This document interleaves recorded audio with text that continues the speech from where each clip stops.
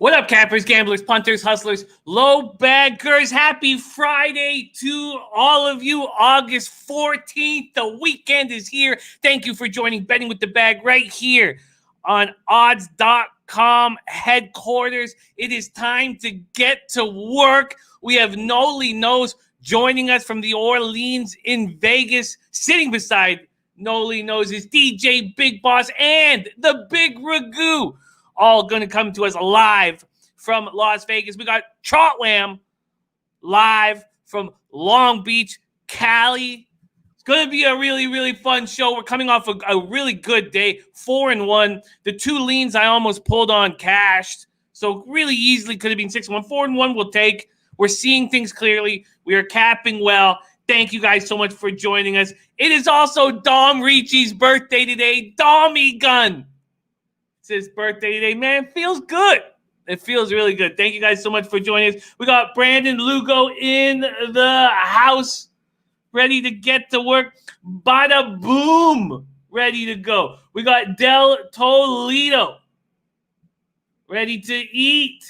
Tim Montana, ready to go. Leo Leon. We got Buzznuts721. Top set, still eating. In MLB, yeah, because I went 2-1 in MLB and top set, and I had the same action. A great day also from our Aunt L. He goes 3-1 in MLB. There's my man Reese. Oh God, I was screaming at that hockey game, screaming like a madman. And that goal that was disallowed, that was my loudest scream. That really bothered the family and woke up my sleeping daughter, who turns 3 in 4 days. She was quite upset, but I yelled again when we got that goal from Dougie Hamilton. Dougie stepping up, resetting. Oh, man, I'm just losing my shit watching the Hurricanes Bruins right now. With Pasternak out of the lineup, the Canes are a better team. Maybe they don't have the intangibles of, Chara and McAvoy. There's Justin Cole ready to get to work. Scott John, my man Scott John in the house. We got Milo ready to go. Manny R. Dennis Garcia. Love it. There's Razor Sharp picks. Ron Crawford spreadsheet play today. Tampa, man, we got picked up easy 4 units in that series against the Red Sox. Swept that series. Weren't afraid to keep going back to the well. Sometimes I am afraid to go back to the well. There's my guy AB eating that Rays money this week. Now, I haven't pulled the trigger on the Rays today. Things sort of change. You leave the environment that you're smashing in. You go up to Buffalo. I'm not saying I'm not going to. I'm not saying we're going to. There's C-Mac in the house. Viper NB ready to get to work. Look at all these great cappers. Viper NB, Derek Z, Connor Mack. Giving out love to our Dommy Gun PG007, Ron Crawford, Picasso the Prophet back in business. There's Beach Boss ready to go.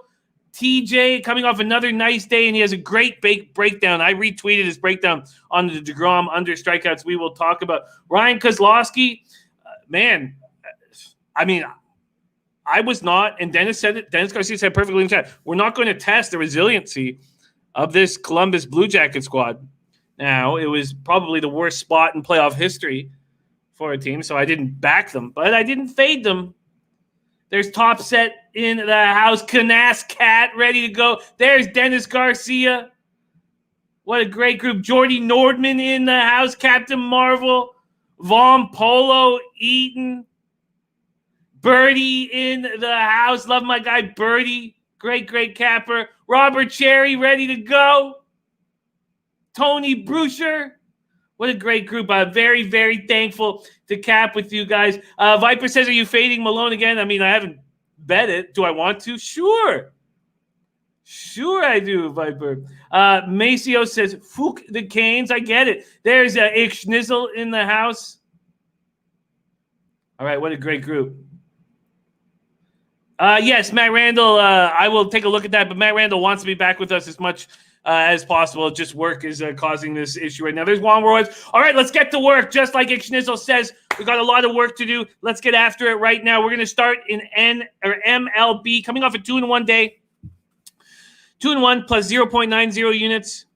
51 and 41 on the year, 55.4%, plus 4.96 units. One terrible day, and I could be negative units. So I'm not sitting here patting myself on the back. I will once we get to double-digit units. We are hitting at 5.39 ROI. Our average line is minus 111. Peel Saban says, shout me out, Jimmy. What up, Peel Saban? There's Dean Eden says, let's pick some winners and eat some sandwiches. Happy Friday. This is a lot of fun. So thankful to roll with you guys. Let's bring in our man, Nolly Knows, in the house and break down his MLB card right now. Nolly coming to us live from the Orleans in Vegas. What up, Nolly? Hey, what's going on, Jimmy? Yeah, right here at the Orleans. Hopefully get the cash. Hopefully it pans out just the way the Las Vegas trip. And hopefully we make some of these guys in the chat some money as well. Look at that good-looking cat to your behind you, to our right, your left. Big Ragu in the house, and right behind the Nolly Knows name is DJ Big Boss. Man, I wish I was right there with you guys. Shout out to our DJ Big Boss, Big Zinga Cashes. What a treat it is. Let's get right to work. Three of my favorite guys in the world sitting there. Just put such a big smile on my face seeing you guys hanging out together. Let's get after it right now. We're going to start Rays, Blue Jays. Let's break this card down. And don't forget, we have Trot Wam joining us for NBA shortly. Rays, Blue Jays is where we start. Let me check out the full game here. Get off the first five. Again, we're using Bet365 opening line. Tampa Bay opens up at minus 140. There's been a 5-cent move towards the Jays. This total is at 10. There were a couple 9.5s on the board when it first came out. Trevor Richards not look good in 9 1/3 so far. 5.79 ERA, 1.82 WHIP. Tanner Roark velocity is way down. I don't know what they're going to do with that. 1-1, 5.63 ERA, 1.38 WHIP. Rays versus righties. That number's going up fast. 247, 764 OPS. Jays versus righties. 234, 736 OPS. Both teams have very good bullpens.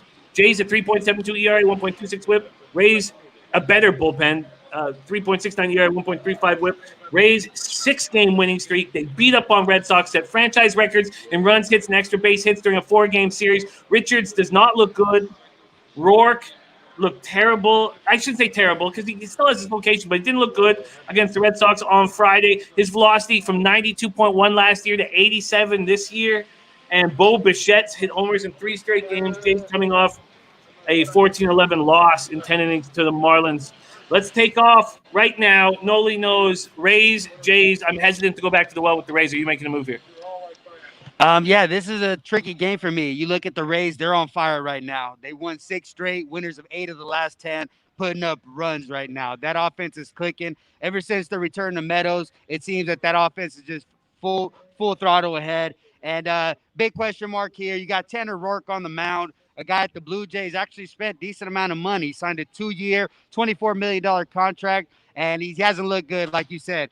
The velocity being down is a big concern for me. And the fact he did come out and pitch well against Washington, but against Boston, it just didn't look good. Wasn't able to find the strike zone. And he goes, I just didn't have it. It was just that simple. For me here, being in this Buffalo Stadium, there's a lot of ifs. It seems to be that a lot of people are saying it's an overfield, and that's my concern here. The way that the Rays have been hitting, and the way, like you said, Bichette, I talked bad about him last time I was here, and he shoves it in my face. Homers in 3 straight. But a lot of question marks here, and with the pitching staff, a lot of question marks, and I don't trust either pitcher here. If any way, I'm looking maybe over first half, but second half under with these bullpens. Yeah, first 5 over does make sense. What do you feel about a Rays team that's smashing, then has to go on an airplane to Buffalo? Do you think that could there's been 11 home runs hit in the first 2 games in Buffalo? Do you feel like that could slow down their offense? That first 5's at 5.5. Well, that was my concern. The travel is always, but what I've seen, a lot of these teams on the road, they seem to have come together with this pandemic. They have to stay close. And the way that they're on fire right now, I think you got to ride the hot streak. I think more often than not, they're going to keep producing the runs. And this Buffalo Stadium, they said runs, and I'm seeing runs. So as an under better, I'm afraid of that stadium right now. I think that I'm not going back to the well. To be honest, I'm sorry, Jimmy, but to cut you off, I do think Tanner Rourke does have a solid outing here. I do think he steps back and does a lot better. I understand his velocity's down and those concerns, but for me, if I have to make a decision, I do think Tanner Rourke throws a lot better. Is it gonna be enough? These Blue Jays bats still, yeah, they've been hot recently, but still a lot of unknown here. I don't like the stadium. I think that's the biggest thing for me. I don't like where they're playing. I'm going to stay off of it. Do we have a confirmation that it's Eovaldi versus Cole? We had thought it was going to be a bullpen day. Maybe it is a bullpen day with Eovaldi starting. Do you have any more information on that, Red Sox Yankees? Because there is a market up now. The Yankees open up at minus 340. That's where they stand, and this total's at 9. Do we know? Is it confirmed that's Eovaldi? I haven't got any confirmation, and when I look at the board here, the only thing that you see is the money line, that minus 340. Initially, I was breaking it down for Uvalde, but then all of a sudden on one of my sites, they took them down. So cause for concern, I broke it down for Uvalde, but I'm not sure. I mean, the only thing certain is Cole's going, and I expect a strong outing. He's looking really good. No reason to fade him. Hasn't lost in over 26 starts. Fifth longest in the Major League history. No reason to fade him regardless of who's pitching. But, I mean, I might look at the total depending on who's starting, but I don't know yet. Yeah, it's, you know, I don't know what to do really with this game at this number. We got Ant L coming off a great day here yesterday. Says wait until first pitch and bet the Red Sox.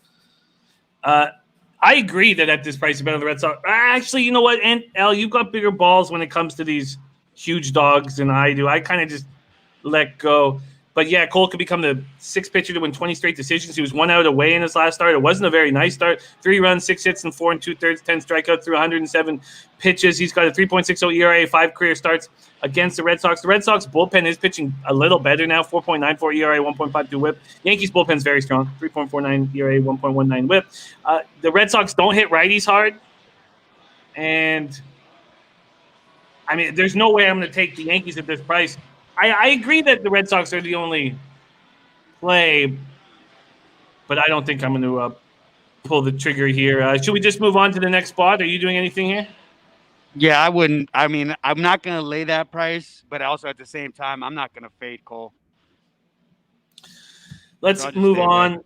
Yeah, I agree. Let's move on to Mets, Phillies. And very interesting stuff here. DeGrom is pitching versus Spencer Howard. It did say Vince Velasquez and a bunch of stuff, but we heard straight from the ball club that they were going to be using this, that Spencer Howard was going to be pitching. There's Dutch Boy fresh in the house. Dutch Boy pushing me and people in the chat to take the Grizzlies. Don't be afraid of their record.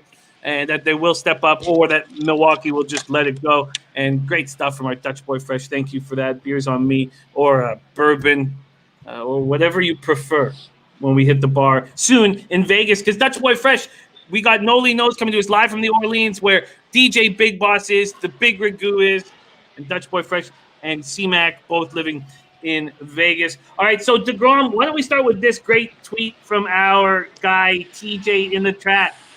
He's on DeGrom under 7.5 strikeouts. The Philly K rate is just 17.3%. Well, isn't just versus righties. Philadelphia's only faced one right-handed pitcher this year with a high strike percentage, Cole, and Cole only struck out 4 Philadelphia batters. 3 days ago, they faced Cobb, who strikes out 20% of batters, and they only struck out twice in 22 at-bats. His data sheet is projecting 6.2 Ks for DeGrom. Very, very, there it is right there. Just exciting analysis from our TJ. Then we have Spencer Howard, rookie ball, high A and double A. He was awesome last year. 2.03 ERA, 0.83 WHIP. Very strong, 94 Ks in 71 innings and climbed the ladder very quickly. But in the show, he was touched. Second game of a doubleheader, Howard allowed 4 runs, 2 homers, and 4 2/3 in a loss against the Braves. But these Phillies can't be trusted. Hoskins is hitting 190. DeGrom didn't look great last start, and DeGrom has a blister on the middle finger of his pitching hand. And he says he's still going to go every 5 days, but that has to affect him. I can't wait to hear your analysis and breakdown here, Noli. Phillies, Mets. Okay, yeah, right away. Guys that know me and know unders, Degrom was somewhat of an auto bet, but that was 2 years ago. More frequently, the Mets have shown that they've been able to give him a little bit of support here and there, and that bet is not no longer an auto bet. And addressing to the strikeouts, I do like the angle. You look at the Phillies; they do have the lowest strikeouts per game, 6.71 strikeouts per game. So I do like the look on that. But all that being said, DeGrom has had some success here against Philadelphia. In 2019, he pitched one game, 7 innings pitched, 3 hits, 2 earned runs, 10 strikeouts, and 3 walks. In 2018, he started 3 games against them, didn't give up a single run in 18 innings pitched, 12 hits, 18 Ks, and 4 walks. He's pitched well. I mean, that's no surprise to hear those kind of stats from DeGrom. He's a solid pitcher, 2-time Cy Young winner, and you expect greatness from him. The blister, I guess you could say it was a concern, but that's what he dealt with more so last start. He was able to battle through, went 5 innings pitched, 7 hits, only gave up 2 runs, 2 walks, and 6 Ks. And the way he talks about the blister is that he's going to shave it off. He's going to file it down. He said he should be good to go. So me personally, I don't feel any concern for that blister. On the other side, there is doubt a little bit with youngster, but there's a lot of the ceiling is very high for this guy in Spencer Howard. He's just 24 years old. He'd go just 4 2/3, gave up 4 runs, struck out 4 batters. But like I said, the ceiling is very high. This guy has 3 pitches that are well above average, 2 being high elite level stuff. His curveball is what lacks a little bit, what he'll need to work on a little bit. But this is a guy that they have a high expectations for him. They're hoping that he'll match alongside with Nola and now what Wheeler's doing over there. They seem to have a good 1, 2, 3 punch. If Spencer can come in here and do it and do well, the one concern is the way the Mets have been putting up runs last 2 games. You see, yesterday they're able to put up 8. I mean, half of those were off the grand slam. They got shut down for the rest of the way, but last 2 games have been scoring runs like they haven't been before. I was leaning towards the first 5 under here. Being that there is doubt with Spencer Howard, I'm not sure yet. I haven't made a decision here on this game. I'm going to take a little bit more time before I make a decision.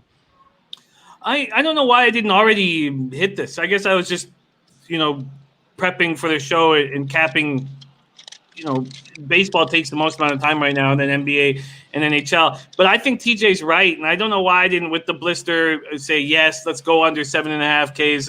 I'm going to tail this.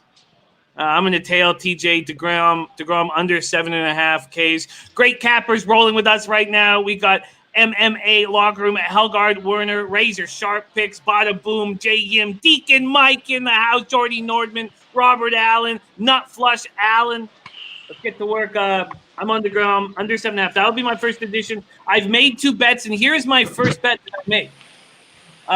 By the way, your breakdown of Nova in his second, and I think it was second and third starts of the season, the statistical breakdown you gave for us and how successful he is during that stint, and we cashed on that under, was very impressive. But I don't trust Nova, and I trust the volley, and the number was just too high on the Indians -1. I ended up breaking down to about a -154. Maybe I could have still taken it, but the first 5 -0.5 and -125 I did take.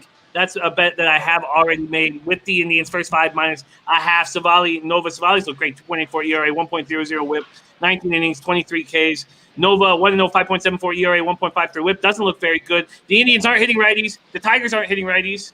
I'm very interested to hear Nolly's breakdown here. Both teams have great pens. I'm shocked that I'm saying that. It was Joe Yurkovich who brought me onto the Tigers bullpen. I didn't realize how good they were. 3.75 ERA, 1.04 WHIP. Indians bullpen, 2.98 ERA, 1.03 WHIP. But CJ Cron, done for probably the season, has really put a hole in this lineup. They've moved Candelario to first. They just don't look as tough without him. And Savali, quality starts in all 3 outings so far this year. I'm backing him. First 5 -0.5. What's your look here? Indians, Tigers, Nolly. All right, yeah, we got Indians, Tigers. Indians coming in at 10-9, Tigers 9-7. A bit of a surprise there. And like you said, Aaron Savali has looked really good, coming off his best start. 7 innings pitched, 5 hits, 1 earned run, 5 strikeouts, and just 1 walk. And if you look in his short career, he's only his second year. But last year in 2019 against Detroit, he had 3 starts against them, and he pitched very, very well. He went 7 innings, 6 hits, 2 runs, 6 and a third, 2 hits, no runs, and then he went 7 and 2/3, 4 hits and 1 run. Like you said, they haven't been hitting righties very well, and I expect that trend to continue here against Savali. That's been the strong point for these Cleveland Indians is their pitching staff, and their weakness has been their hitting. Almost last in every single category, statistical category in offense. And here they go against Nova. And like you said, by no means am I going to be backing Nova start out like a pitcher like DeGrom or Cole. But you got to pick your spots here with Nova. And honestly, Jimmy, I think this is a good spot for Nova here. He had 4 starts against this Cleveland team last year. It was good for a 3.91 ERA, but most of that coming in one start. One start, he went 4 and a third, gave up 11 hits and 6 runs. Other than that, he went at least 7 innings and gave up 3 runs or less. Went 7 and gave up 1 twice. So he has some success here against this lineup, in particular against Lindor, who's a menace at the plate, especially this year. The top of the lineup is what scares me for Cleveland. You get through that, and you're able to have some success. Here, I'm liking the angle of these pitchers. I think they do well here on Friday, and I like the under 4.5 here, and I like it a lot. Yeah, it's nice weather for that 83 Fahrenheit. The wind is sideways in, though. It's still in, even though it's sideways. And 10 miles per hour goes down to 9 by the end of the game. But the weather's going to help you there. I think I bet that already, too. Yeah. Nova is bad, but so is the Indians lineup, says Aunt L. And there we go. We got already a bet here from our Nolly Knows on that under. Yeah, I get it. Dom Ricci in the house, the birthday boy. We gave him a shout out to start the show. There he is in person in the chat. Scooty and Ricky Butt channel rolling with us. Yeah, we miss Ski. Ski's been a big part of the Low Bag Nation since we started. And, he won the first ever low bag trivia contest in Vegas, man. And Al says, if Cron was in the lineup, I would bet the Tigers at this number. I'm going to stick with just the Indians first 5 minus a half. A minus 125. Let's just take a look at TJ saying there's been market movement on that first 5 total here. Let's see if that. And, yeah, there are 5s on the board in 2 books. Wow. Okay, let's keep rolling along. Next up, we have Pirates, Reds, cool, Sonny Gray. Cool, 9 innings, and he's looked good so far this year. 12 Ks, 3 walks, 1 home run allowed. Sonny Gray, 2.25 ERA, 0.92 whip. He's looking very good. Pirates first righties, not hitting them 192, 559 OPS, but maybe they get a little confidence last night when a whole bunch of us were on that first 5 under. That was the lone loss on my whole card yesterday. In all sports was this first 5 under. They hadn't totaled more than 5 runs in a game, and then they beat up on the Reds. Cool making a second straight start after 2 relief appearances to start the season. And he's done well versus Reds in his career, 2-1, 2.51 ERA. Voto 6 for 11 off him. Castellanos 3 for 9, but everything else good. Sonny Gray, 2 earned runs, struck out 28 over 18 and 2/3. He's just strong, 2-2, 3.48.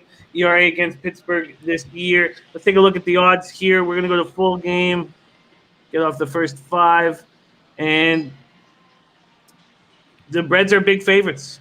Open up at minus 200, now minus 210. This total's gone from 9 to 8.5 to 8. Wow, there's AM plus money in the house. We miss you. We've seen Coactus, but we needed to see the son of Coactus. There he is, AM plus money in the house. And L's on Reds minus 1 and minus 135. Nolly Knows, take it away. Pirates, Reds. Pirates, Reds. It's a bit interesting game here. We got Chad Cool on the mound. No longer going to be a tandem starter alongside of Steve Brault. He's coming fresh off of Tommy John surgery, so there is some question marks with him. But he's looked good. He's looked good so far. He's had some short outings, but he also had some success in 2018 against this Reds team. He pitched twice against. He started 3 games against them. Went 17 innings pitched, 2.12 ERA, 4 earned runs, 19 strikeouts, and 7 walks. I'm not sure how long he's going to go. I don't expect much more than 4 innings from him, but he's looked really good so far to start it off. And on the other side, like you said, you got Sonny Gray, one of the hard workers harder workers in the MLB. He put in a lot of work over there with Trevor Bauer and his camp. And Trevor Bauer spent a lot of money in this technology that the Astros have used, try to incorporate the spin rate and develop more pitches. And something that Trevor Bauer mentioned about Sonny Gray, he talked about how Sonny Gray was able to pick up on new pitches faster than anybody else he's ever come across. He's actually jealous about it. And he's coming off a rough start, but this is a guy that I expect to come out and pitch well time and time again. I have full faith in this guy, and I expect him to pitch well. The only concern for me is cool. I was looking at the angle of a first 5-under, but I do like the side of the Reds. I expect Sonny Gray to come in and shut it down today. Yeah. And do you trust this Reds lineup? Bakayama, Castellanos, Vado, Suarez, Winker, Senzel, Galvis, Farmer, Barnhart? That's the one thing, Jimmy. That offense hasn't looked good all season. That's the one thing. That's why they haven't been winning as many games. Their pitching staff has been doing well. Their starters have been doing well, but the hitting isn't panning out of what they expected. That's why I was trying to lean in towards that first 5-under, but I don't know. I think I'm just hesitant the way that the Pirates came out swinging yesterday. Really smacked me in the face.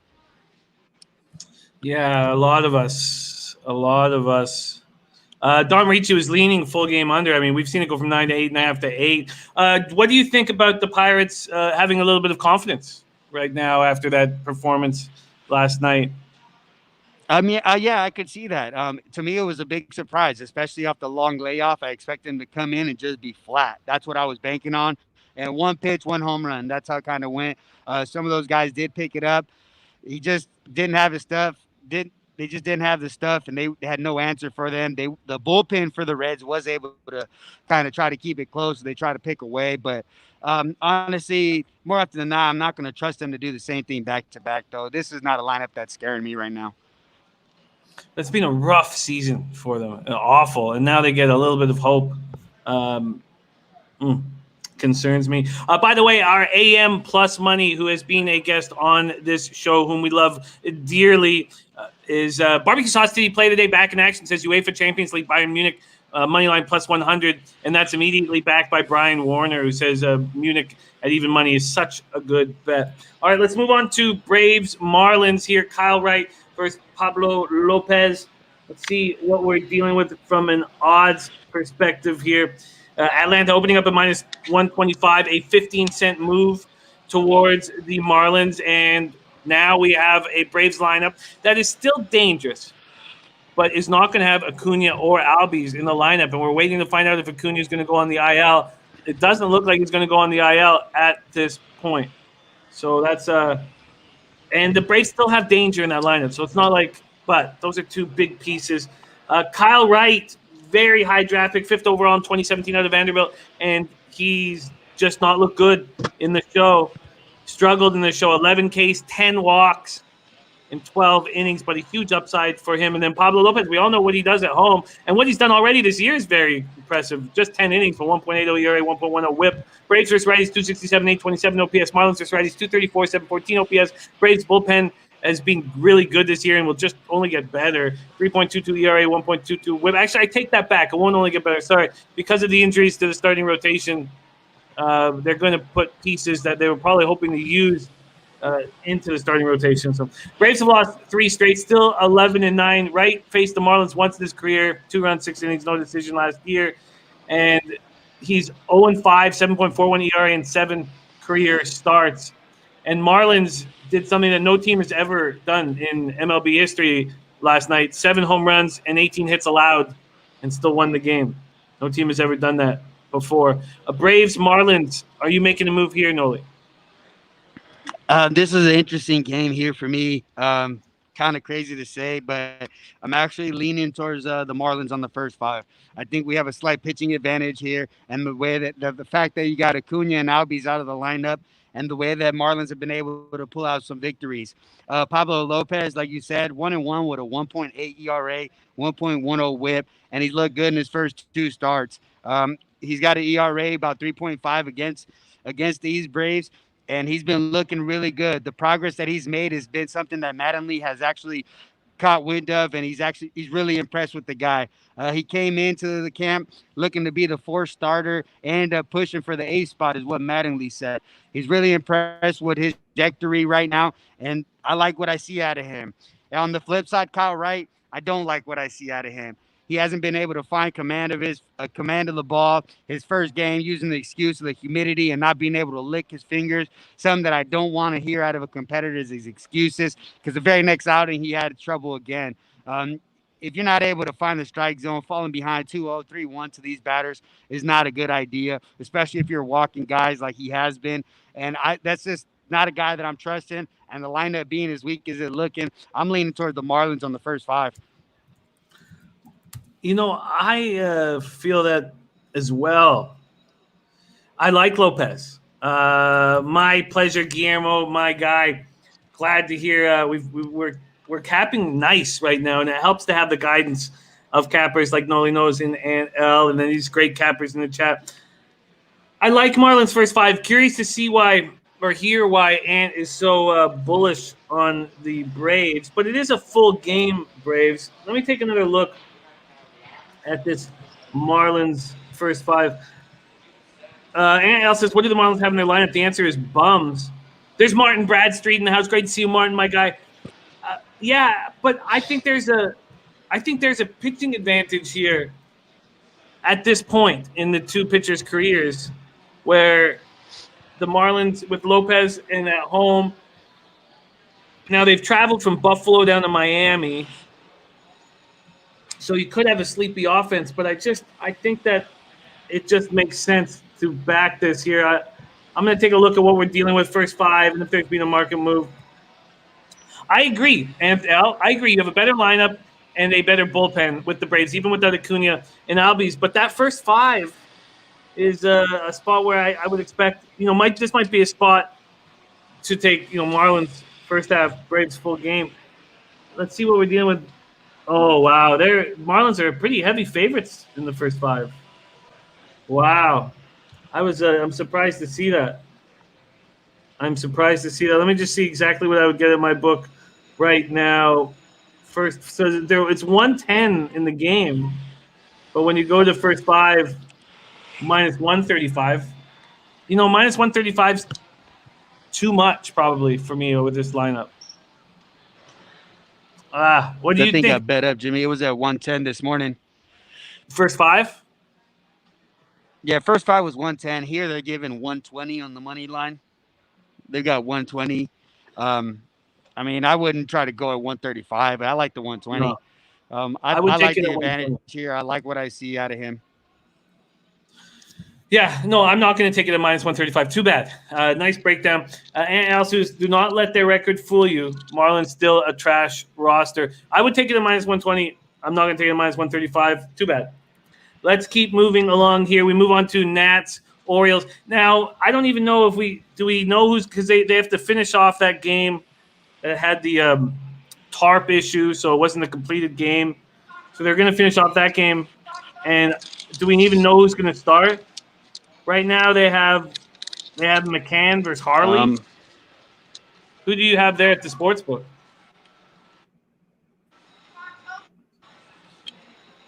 Well, as far as for the game that's going to be played today, I thought it was Strasburg and Tommy Malone. I mean, that's what I initially thought. They're not handing out papers, so are they handing out papers? They got starters on there? Let's see who they have expected here. Yeah, they have Strasburg Malone here, but other books have. Okay, you know what? Let's move past this. There's too much confusion. We need to get some confirmation. Yeah, according to this. Okay, let's wait. We have Nolly Knows a little frozen right now. I'm gonna pull him in and out. See if I can fix this. Let's get him in and out here.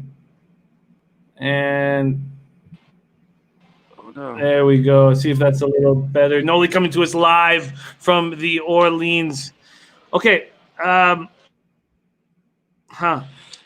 Kanaskat says incomplete, but Bet365 has already paid him. Nice. I like that. Okay, let's. I'm just going to move on past the Nationals-Orioles game. There's some stuff going on that I'm not sure of. Dutch Boy Fresh giving us a look for Blazers first half -3, full game -hit. Could also hit first quarter. Wow. Dutch Boy Fresh bullish on the Blazers in the first playing game tomorrow. We're going to have I'm going to copy and paste that so I can share that with our Trot Wam, who's going to be joining us. Let's go Royals Twins. Nolly Junis Odorizzi. Odorizzi was out, right? Odorizzi, All-Star in 2019. Started the year on the IL, intercostal strain. Came back through 3 innings, 2 runs, 4 hits, 2 walks, struck out 2 against the Kansas City Royals. And what an interesting series that was.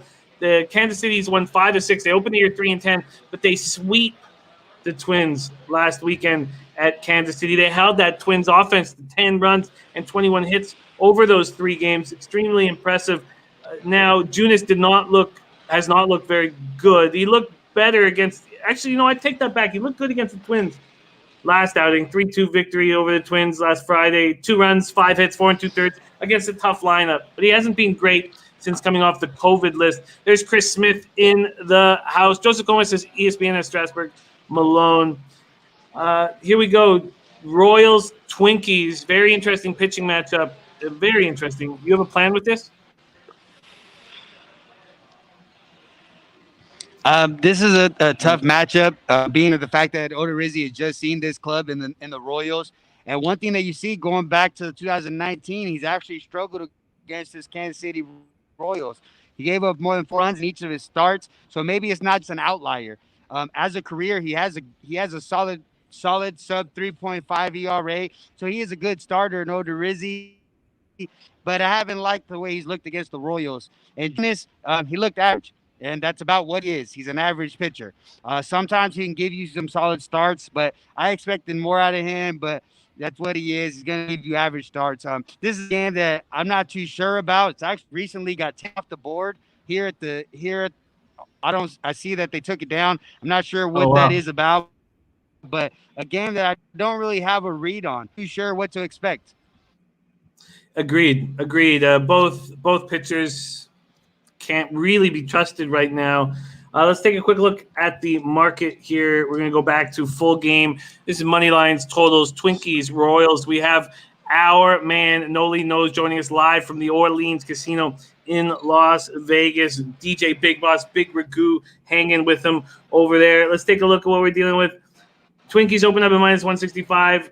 They're now -185, so a 20-cent move towards them. This total opened up at 9.5. It's now at 10. You have to think that they're angry.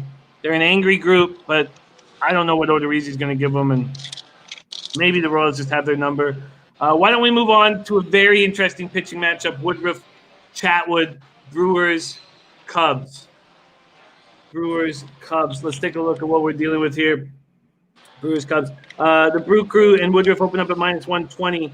There's been a 5-cent move towards Chatwood and the Cubs. Chatwood starts off so well with those first 2 starts and then gets just destroyed by the team we just spoke of, the Kansas City Royals, in his last start. Cubs have allowed 2 or fewer runs in half of their games. They're 13-3 for the first time since 1907. And Chatwood hit for 8 runs and 11 hits in 2 1/3 last start. He's faced the Brewers on 13 occasions, 7 starts, 5-3, 2.75 ERA. Woodruff took the loss against Chicago in the season opener, 2 runs, 4 hits, 5 innings. He's got a bad record and 5.95 ERA in his career against the Cubs, but he seems to be coming into his own right now. The Brewers have this spectacular bullpen, 3.43 ERA, 1.14 whip compared to the Cubs bullpen, 6.47 ERA, 1.52 whip. The Brewers don't hit righties at all. The Cubs do hit righties hard. Take it away, Nolly. Brewers, Cubs. Yeah, this interesting game. I love the way that Brandon Woodruff has looked as of late. He's a flamethrower. It's fun to watch the way these guys try to dominate some of these batters. And like I said, he got outdueled by Hendricks the last time out through a complete game. Nothing you could do about that. He did his job. He had his team able to compete. The bats just weren't able to hit. And that's been a problem here for the Brewers for the majority of the season. They haven't been able to produce a lot of runs. And here they face Chatwood, who was able to shut them down earlier in the season. He went 6 2/3 against them, only giving up 3 hits and 0 earned runs. Chatwood, I guess he seems a lot more comfortable at home. His 1 road start gave up the Chicks pretty bad against the Royals, wasn't able to leave the second inning. And here Here in this spot, I expect him to pitch a lot better. He knows who he's going over there in Woodruff, and I expect him to come in and shut things down. What to expect out of this game? I like the first 5 under here. Again, I haven't made a move. I'm gonna be looking into these games a little deeper, see some movement and whatnot. But an angle that we were kind of looking at on the way up here is maybe a degenerate special on the first inning. You got the Milwaukee Brewers dead last in runs in the first inning, and the Cubs are 20th in that category. And you got Brandon Woodruff on the mound, who I feel is going to shut it down. So may look at that as a degenerate special, but I'm off the game, leaning towards the first half. But right away when I got here, it was at minus 125. I didn't want to lay that, so I stayed off of it. I'm, after all this talk, leaning towards backing the Milwaukee Brewers full game. We have a huge bullpen advantage.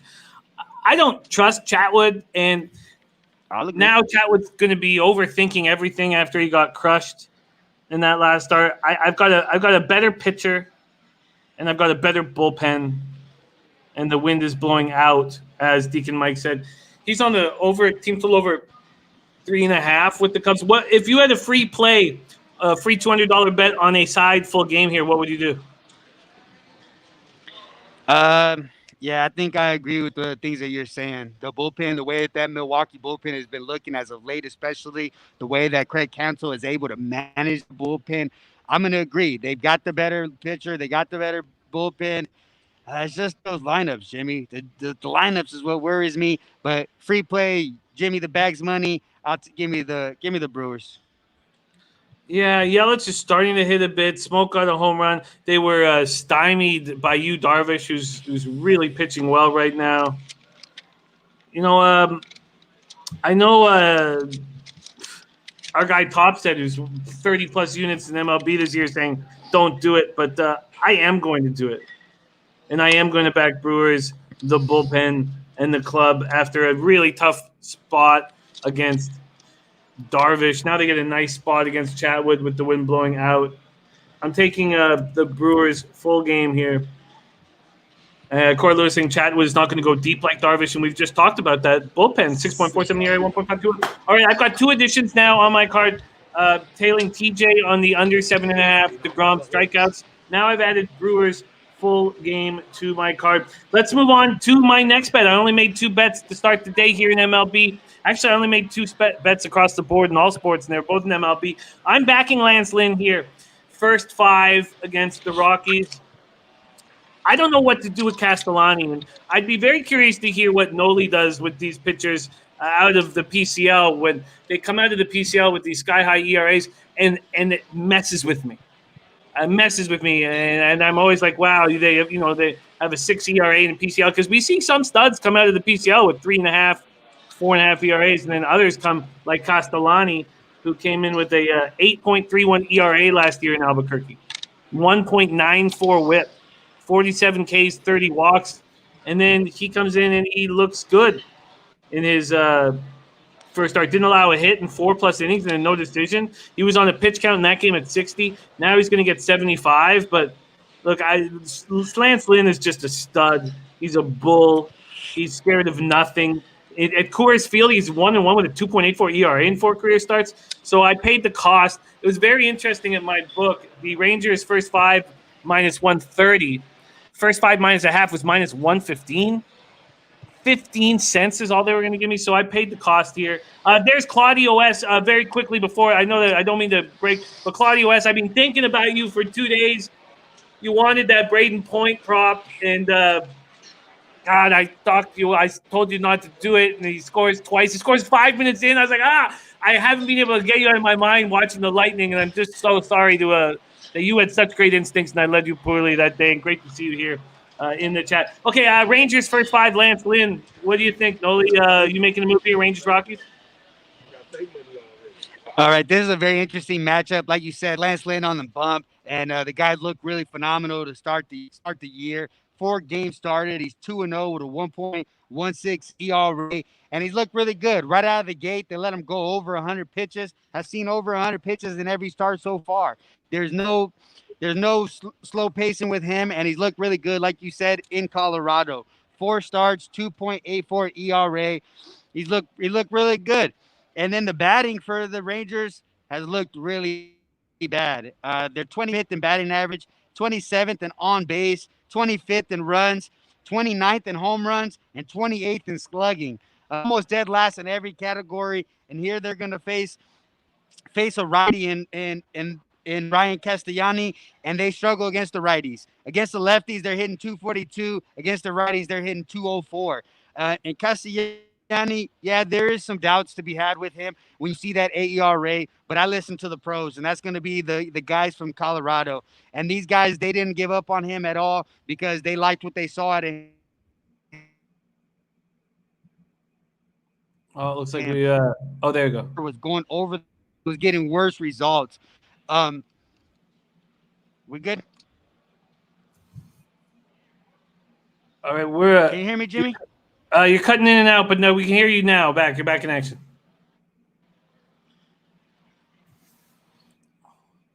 All right.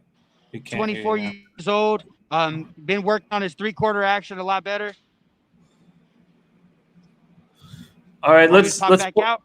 Yeah, I'm gonna pop you out. Let's pop you out, and we'll get you back in. But basically, what we're hearing is trusting the Rockies experts because they've kept him and focused on him. Looks like it's going well now. He's moving clearly. Let's bring Nolly back in right now. Nolly, you're talking Rockies. You're talking Castellani. Yeah, Castellani, like I said, when he went back to the 3/4 action, he had a lot more success. And if you look in his last starts, he was perfect through 4 innings. In the fifth inning, he walks the guy and they yank him, like you said, a short leash. But I expect some success against this lineup here in Texas. And this is actually going to be my best.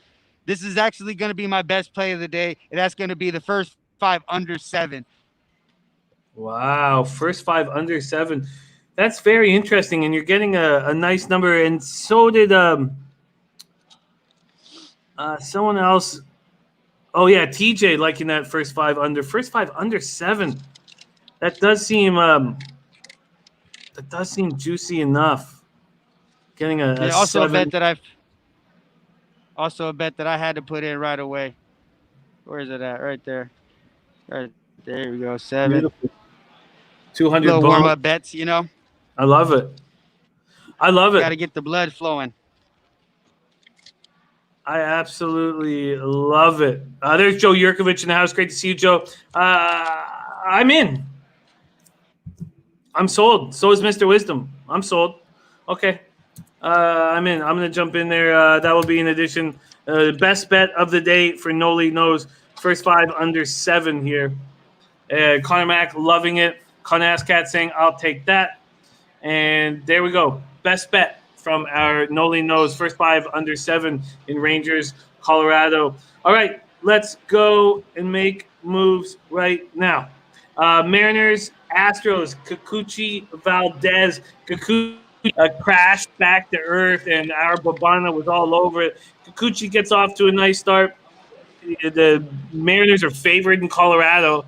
And Babano's like, what's going on here? And he hammers Colorado. And I was hesitant and pensive, and I didn't do it. I didn't take Kikuchi, but I was like, maybe Kikuchi gets his shit together.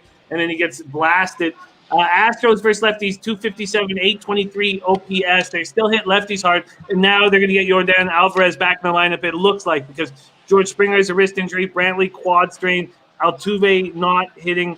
And Framber Valdez looking very strong, very, very tough. And Kikuchi 0-2, 6.46 ERA in 5 career starts against Houston. Let's see what we're getting here. Oh, that's the first 5. Sorry, let's move over to full game here in this Houston spot. The total opened at 9. It's now 8.5.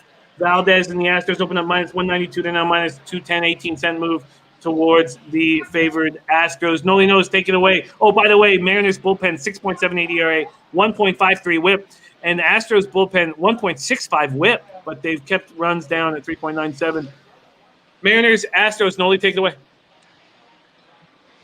Yeah, you got Kikuchi on the mound for the Mariners, a guy that I don't trust at all. Hasn't looked good, very sporadic. And guy that here facing against this Astros team that hit lefties pretty hard. On the other side, you got Valdez.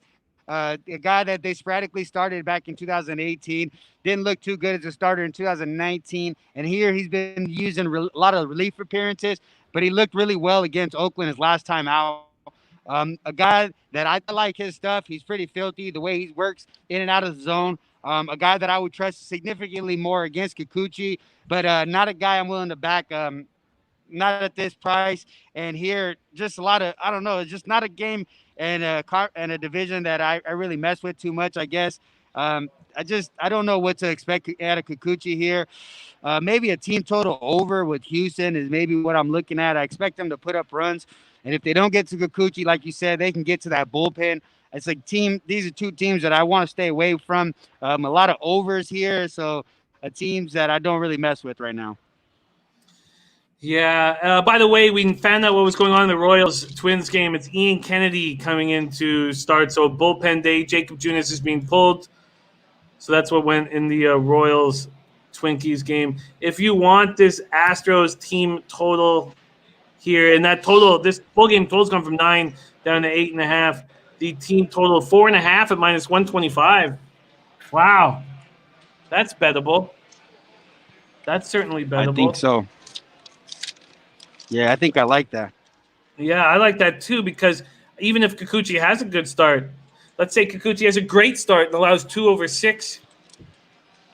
If the Astros can get those other 3 runs against this shit bullpen, I like it. I'm in, and you'll probably get a better number than this here. This is over 4.5 -125. Team total Houston Astros. Here is another addition. Great breakdown. Team total over 4.5. Well, it's -125 right now. We'll see what it is when I bet it. Okay, great stuff. I like that a lot. Nut Flush Allen in the house. Also, Al saying the Astros pitching not bad enough right now. They're getting +185 to fade them. Has me interested. I like it. And very tricky stuff in NBA. We got Tony Mang and Brandon Lugo and us giving us updates on who's going to be in and out of the lineup. Thank you guys for doing that. It's very, very helpful. And Nut Flush Allen saying, man, not sure if you want to play -130 on Ace team total over. But that's the only play on that game. Giants lineup has too many vets in it tonight. Interesting. We will talk about that shortly. Thank you for sharing that with us. Okay, let's move on to Dodgers, Angels, Kershaw, Sandoval. What do you do with Kershaw right now? The Dodgers opened up at -155. They're now -175, so a 20-cent move over at Bet365. The Dodgers aren't hitting lefties. So this is something we dealt with 2 years ago and 3 years ago. Certainly didn't deal with it last year. 193, 645 OPS. Angels aren't hitting lefties either. 205, 660 OPS. Patrick Sandoval's looked excellent to start the year. And Madden just bragging about him.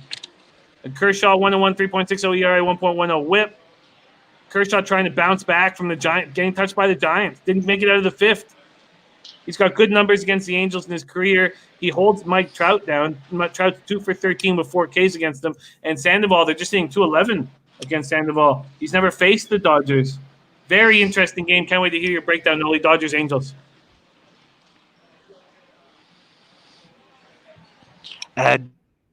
Dodgers, Angels, like you said, big matchup for Sandoval on the mound. Yeah. Can you hear me, Jimmy? Yeah. You were cutting in and out, but you're good now. Yeah, it's cutting out a little bit. I apologize. No worries, man. No worries. Pablo Sandoval is he's a Southern California kid out of Mission Viejo. This is a big spot for him. Make no doubt about it. This is the biggest start of his career. And going against Clayton Kershaw. Clayton Kershaw has looked great against these Angels. Only pitches against them maybe once a year. And like you said, last time there was cause for concern. He wasn't locating the fastball very well and it gave up a lot of home runs. Luckily enough for me, I had the first 5 under, and those were solo shots, saved me. The only one good thing that I liked about the start is that the velocity that he added from last year to this year is still there. And that's one thing that I like to see. And being that one extra day in between this start, I expect Kershaw to come out and pitch well. I mean, easy for me to say. I'm not biased, but I think he pitches well against the Angels, the team that he's had some success against, especially against Mike Trout.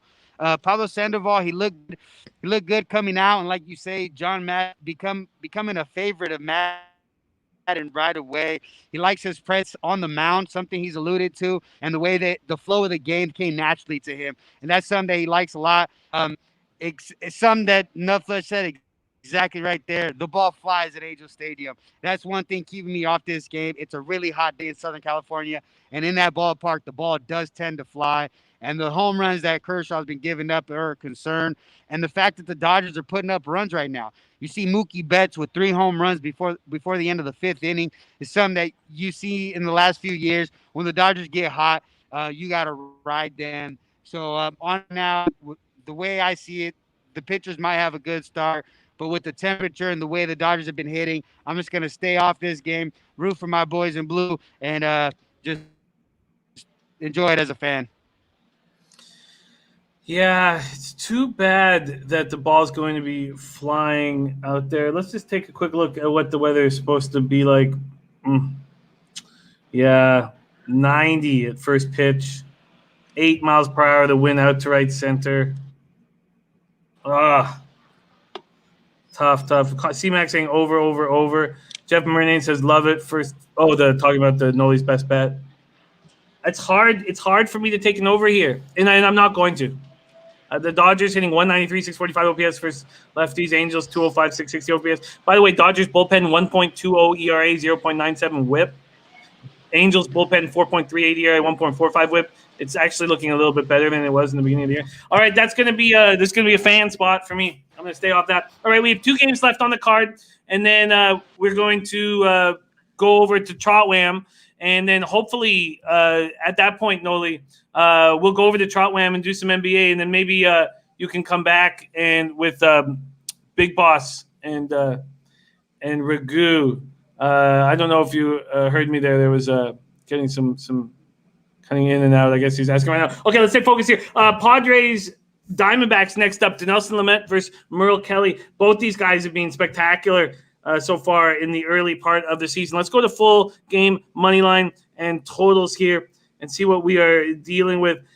Lamet opens up at minus 140 at Bet365. There's been a 5-cent move towards him. This total opened up at 9 and moved down to 8.5. Martin Bradstreet, we're still waiting to find out. We kind of just skipped over that game because of it, Martin. Lamet 2-0, 1.61 ERA, 0.85 WHIP. Merle Kelly 2-1, 2.29 ERA, 0.97 WHIP. Both have been fantastic. Merle Kelly 15 Ks, 1 walk in 19 2/3. Wow. Padres versus righties and Dodgers versus righties, or D-backs versus righties. Very similar numbers, both in the 230 to 240 range. Padres have more power. 234, 773 OPS. Diamondbacks 247, 711 OPS. Both bullpens have been poor. Padres 5.35 ERA, 1.34 WHIP. D-backs bullpen 4.79 ERA, 1.39 WHIP. The Diamondbacks couldn't hit all year, just put up 32 runs in 3 games against the Rockies. They've won 5 of their last 8. They went 2-5 against the Padres early in the year, but that was in Arizona. So, maybe getting into San Diego can change that, especially with the confidence. Tatis, by the way, 3 home runs and 8 career bats against Kelly. Lamet has the 4th best ERA among NL starters. He's taken a no-hitter past the 5th inning in each of his last 2 starts. He looks spectacular right now. Manny R might have got it with Lamet, Kelly, no score in the first. Let's hear what our Nolly Knows has to say. The man making unders great again. Padres at Diamondbacks, Nolly.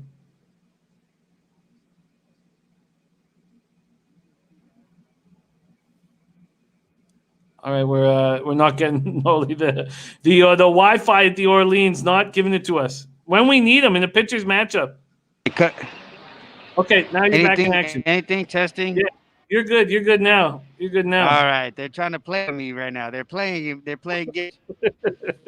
All right, we got Dinelson Lamet. Like I said, a young starter that I really like, fresh off of Tommy John, added a couple of miles an hour to his fastball, and he looked really good as of late to start the season. And on the other side, you got Merle Kelly. No doubt about it. I like him. The guy coming out of KBO added a couple of miles an hour to his fastball late in his career, which is kind of, I don't want to speculate, but he's looked good. He looked good against this Padres team. He gave up a leadoff home run against Fernando Tatis Jr., who's an absolute stud, but didn't give up anything after These are two starters and a spot I really like for these starters. The San Diego Padres lineup went a little bit dead facing the Dodgers, and I expect them to struggle here early. I do like that no score first inning. Not going to take it. Maybe I might, if I feel degenerative enough, I might. But I'm liking the first 5 under here. First 5 under. The Diamondbacks finally can feel good about themselves coming home. So it's a similar situation as what we're dealing with the Pittsburgh Pirates. Let's see what we're dealing with first 5. If we wanted to go under here, first 5, getting a 4.5, and it's juiced to the over. Interesting. Let's just take a quick. Oh, we don't need to worry about weather. Very, very interesting. C-Max says, want to take this first 5 under 4.5. Wish it was at 5. Huh. I think this makes sense. I think these pitchers are pitching extremely well right now. I think this first 5 under makes sense, especially in this stadium with the roof closed because it's going to be scorching hot. All right, I'm in. I'm going to take the first 5 under too. First 5 under 4.5. You can pitch around Tatis even though he's a monster. All right, great stuff, Nolly. And then we get to the final game on the card: A's, Giants, Montas, Cueto. Cueto was throwing a no-hitter until Pence lost that ball in the air, in the clouds. He's apologized. I mean, it's no thing. Cueto whined like a little bitch, but I'm sure he's gotten over it now. He did get his first win of the season. Montas has pitched once on the road so far this year, 7 innings, and 11-1 win at Seattle. Looked good. This A's bullpen is so good. 2.16 ERA, 1.06 whip. And the Giants bullpen, 5.20 ERA, 1.44 whip is bad. You have a great team in the A's. Oh, roof is open, Tommy Bolt says. Wow. They want to keep the offense going, Tommy. Wow. So, wait, what about that, Nolly? Does that change your idea? I mean, it does cause a little concern, but I like the pitchers here. I like the way they've been able to get some ground balls. I still like the play. Wow, Tommy, thank you for telling me. That's going to get me off the play. That's going to get me off the first 5 under 4.5 because the Diamondbacks are going to come back confident, and they're opening up the roof. I can't believe they're opening up the roof. Let me just check out the weather here very quickly in Arizona. It's 116, and they're going to open up the roof.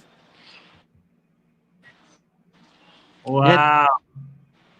Yeah, that's the stuff that's starting to kind of tick off here. Same thing with A, and they're opening up the roof. Isn't this the reason that they got these roofs to begin with? Wow. Okay, thank you, Tommy. That's gonna take me off. I'm gonna not move on the under 4.5. Danny Naduni saying Astros total over 9 is worth a look. I like it, Danny Dooney. I like it. And when I only took the Astros team total over, but I get it. But Brandon Lewis definitely says open. You got Moss says hell no. There, and it's 116. Okay, I'm gonna wait and find out. If the roof is closed, I'm gonna make a move. If the roof's open, I'm gonna lay off. This is a spot where the A's and Frankie Montas seem so much stronger than the Giants. We've already heard what our man Nutflush Allen has had to say about this spot. Let's just quickly look at the odds, then we'll put a bow on this MLB card here. We broke down each and every one of these games, except for that. Oh, and we've got a number now on the Yankees game, and it's Brewer is starting. The total opened at 8, now 8.5. Montas and the A's open up minus 192. It's where they stand right now. A's, Giants, are you making a move here? This game right here, I actually am going to be looking to make a move on. I'm looking at the first 5 under. I'm hoping that it creeps up to a 5. It seems to be going in that direction. But you got Frankie Montas, who I'm a big fan of. Earned for his first time in his career, American League Player of the Week award. Went 2-0, allowing 1 run, striking out 14 innings. He hasn't missed a step since coming back from his suspension last year, and I continue to have success here against San Francisco, where only Hunter Pence has seen him. He's batting .500 against him in 6 at-bats. Small sample size, but Hunter Pence is struggling right now. And on the other side, Johnny Cueto, I talked about him last time I was here. I'm a big fan of his. I love the way he's looking on the mound. He's having a lot of fun. Fresh off of Tommy John. That's a common theme we have here today, and he's looked good. I expect him to have a good start here against Oakland, able to put them down enough, able to keep this under the 4.5 for me. I'm gonna take this 4.5. I'm gonna see what I does. That'd be a bet for me. Yeah, I get it. I get it. Let's just take a look. I mean, it is the Coliseum, so it's a very tough place to hit, even if the weather is going to help them. Oh, sorry, it's AT&T. Sorry, they're in San Francisco. 9 miles per hour out to right, so nice hitting weather, even though it swirls in Frisco. C-Max says doesn't expect it to go to. I like this under. I think this first 5 under is in play here in Frisco. First 5 under 4.5 from Nolly Knows. I love it, Nolly. Absolutely love it. Here he is. Nolly Knows in the house. Nolly, are we going to get some best bets from your boys, Ragu and Big Boss? Well, yeah, let me pass it on. Let me put them on the spot whether they want it or not. Here we go. But before Hey, you do next? that, We Nolly, got it. We got Big Chinga next. okay, but before you do that, can you please give us a review of your? Oh, we got Big Chinga first. Okay. All right, we got Big Chinga DJ. What up, Big though, Jimmy? coming to us live from the Orleans Casino. The Big Chinga play today cashed too easy, boss. Yes. So today, Big Tinga was very, very difficult to put together. But since it was so hot in LA and we coming on to a heat wave, I figure the sun must shine on a dog's ass someday. Today is the day in Vegas. But which dog am I going to choose for my Big Chinga player today?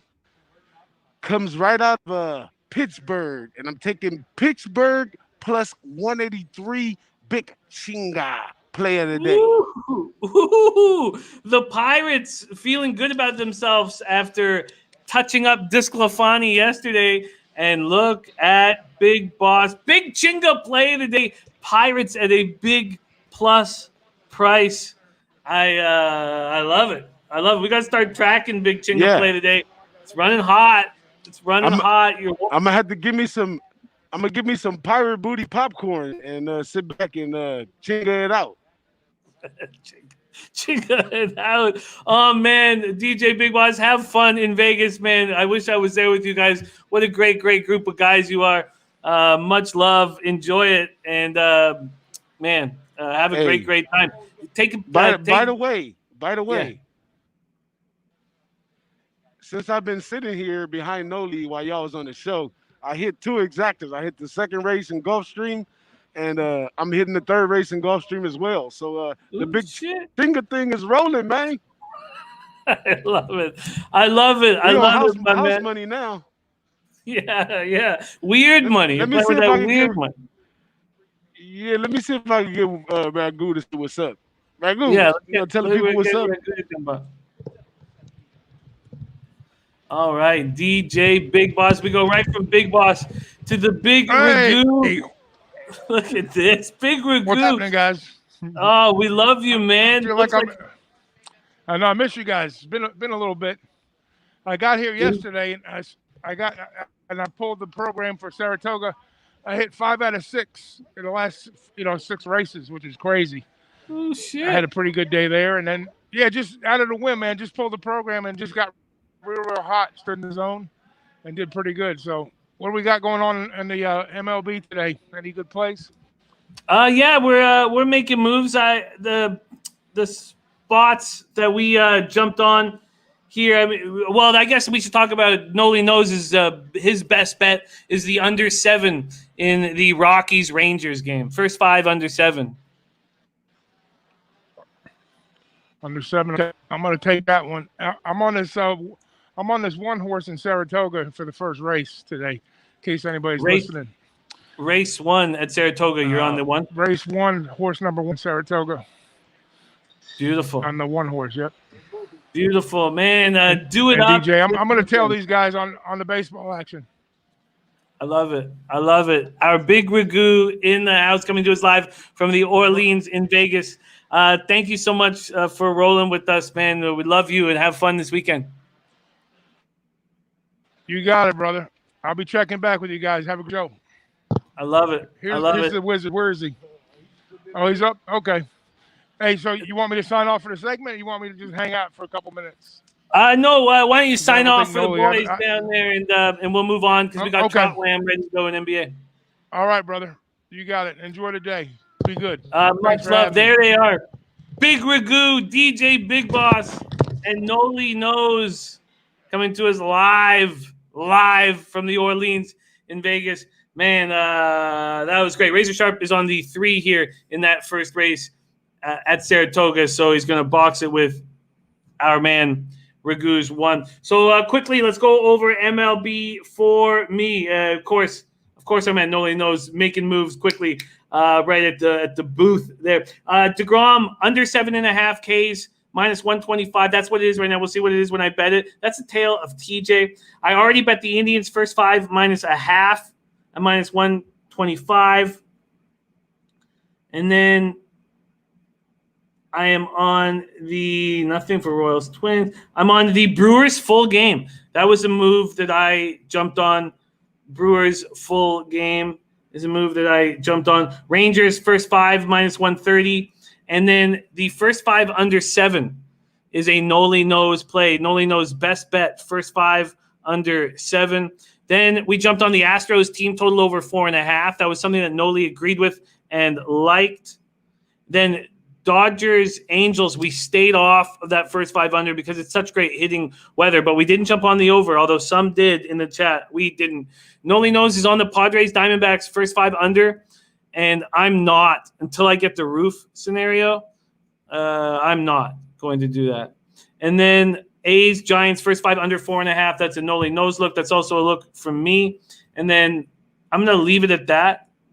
Real DJX says fade the Rangers today. That's where we stand. That is our MLB. Let's bring on Trot Wam and talk about this very tricky NBA card today. See if he's making any moves. We got one game popping off in 18 minutes. Let's bring him on right now. Star of the Wham Bam play of the day at odds.com. Trot Wam in the house. What up, Wham? What's up, bro? What's up? Make sure my stuff is not muted. What's up, bro? Can you hear me? Everything clear? You sound good, man. All right, cool. Seeing those guys in Vegas, how are you not jumping in your car and firing over there immediately? So I'm thinking about a flight, bro, man. It might have to happen, man. My wife is pregnant right now, bro. I can't just be leaving her out here in the middle of a pandemic now, you know what I'm saying? But I do feel like I need to, hop on the flight, bro. I need to hop on the flight. Wow. Congratulations. Your wife is pregnant. Sir. Yeah, thank you, sir. Appreciate that. That's wild. You know what? Actually, Wham, I'm not supposed to talk about my shit here personally in front, but yeah, my girl's pregnant too. Oh shit! Oh, you were like me then, huh? You couldn't resist. I couldn't resist as well, bro. It'd be like that. It'd be like that. Hey, it'd be like that. But let's not flatter like we did last time when we was on. People, they were talking shit in the chat, man. Let's get to business. Let's get to business, bro. We got money to make for our babies to come. Okay, let's go. Let's get after it. What a tricky game popping off in 15 minutes. Von Polo says, I hope it's a boy this time. So do I. Me and you both, bro. Damn, man. I got 2 daughters. Come on. But, I just want healthy. We just want healthy. That's it. Facts. All right, Nuggets, Raptors. This game's popping off in 15 minutes here.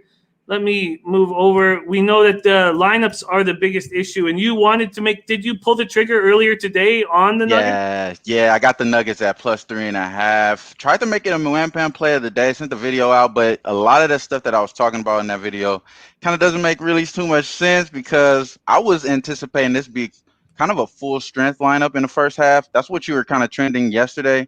Teams that were ending the season, they were playing their team first half, kind of killing it off with the reserves at the end.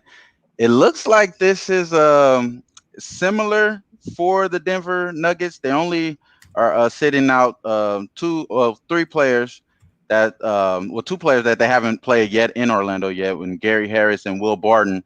Today just recently they announced that Michael Porter Jr. isn't in the lineup today. So Jeremy Grant is going to get the starting nod for him. But that's pretty much it for Denver. They're looking like they're having their kind of same rotation that they're used to. I hope they kind of come out early hot here because I got the 3.5. It did move to -2 once Toronto announced that a lot of their starters aren't playing. The only one that is starting for them is Marco Saul, that's in the lineup today. Other than that, it's Rylan Hollins Jefferson, Powell, Terrence Davis, and Thomas at the at the 3 here. So it looks like, Toronto is being very smart. Nick Nurse should be coach of the year, doing smart things like this, sitting out everybody. Luckily, I got it at 3.5, bro, plus 3.5. Feeling good there. I don't really, it's still kind of iffy because, like you said, it's tricky. It only moved to -2 after all that. I was anticipating after this Michael Porter news and the starting lineup be announced that the line starts to move towards Denver, but it's not really moving as I wanted it to. But, at -2, I still think Denver has the better team that's going to be available today. So that's why I like Denver early and full game. I got them at 3.5, plus 3.5. I get that. What do you think about this total? Because I look at this, I look at Terrence Davis, Norman Powell, Matt Thomas, and I think, man, they're going to be jacking up shots nonstop. They're going to be shooting. And do you think that the betting public sees the names out of the lineup, and that's why the move has gone from 225.5 to 223.5?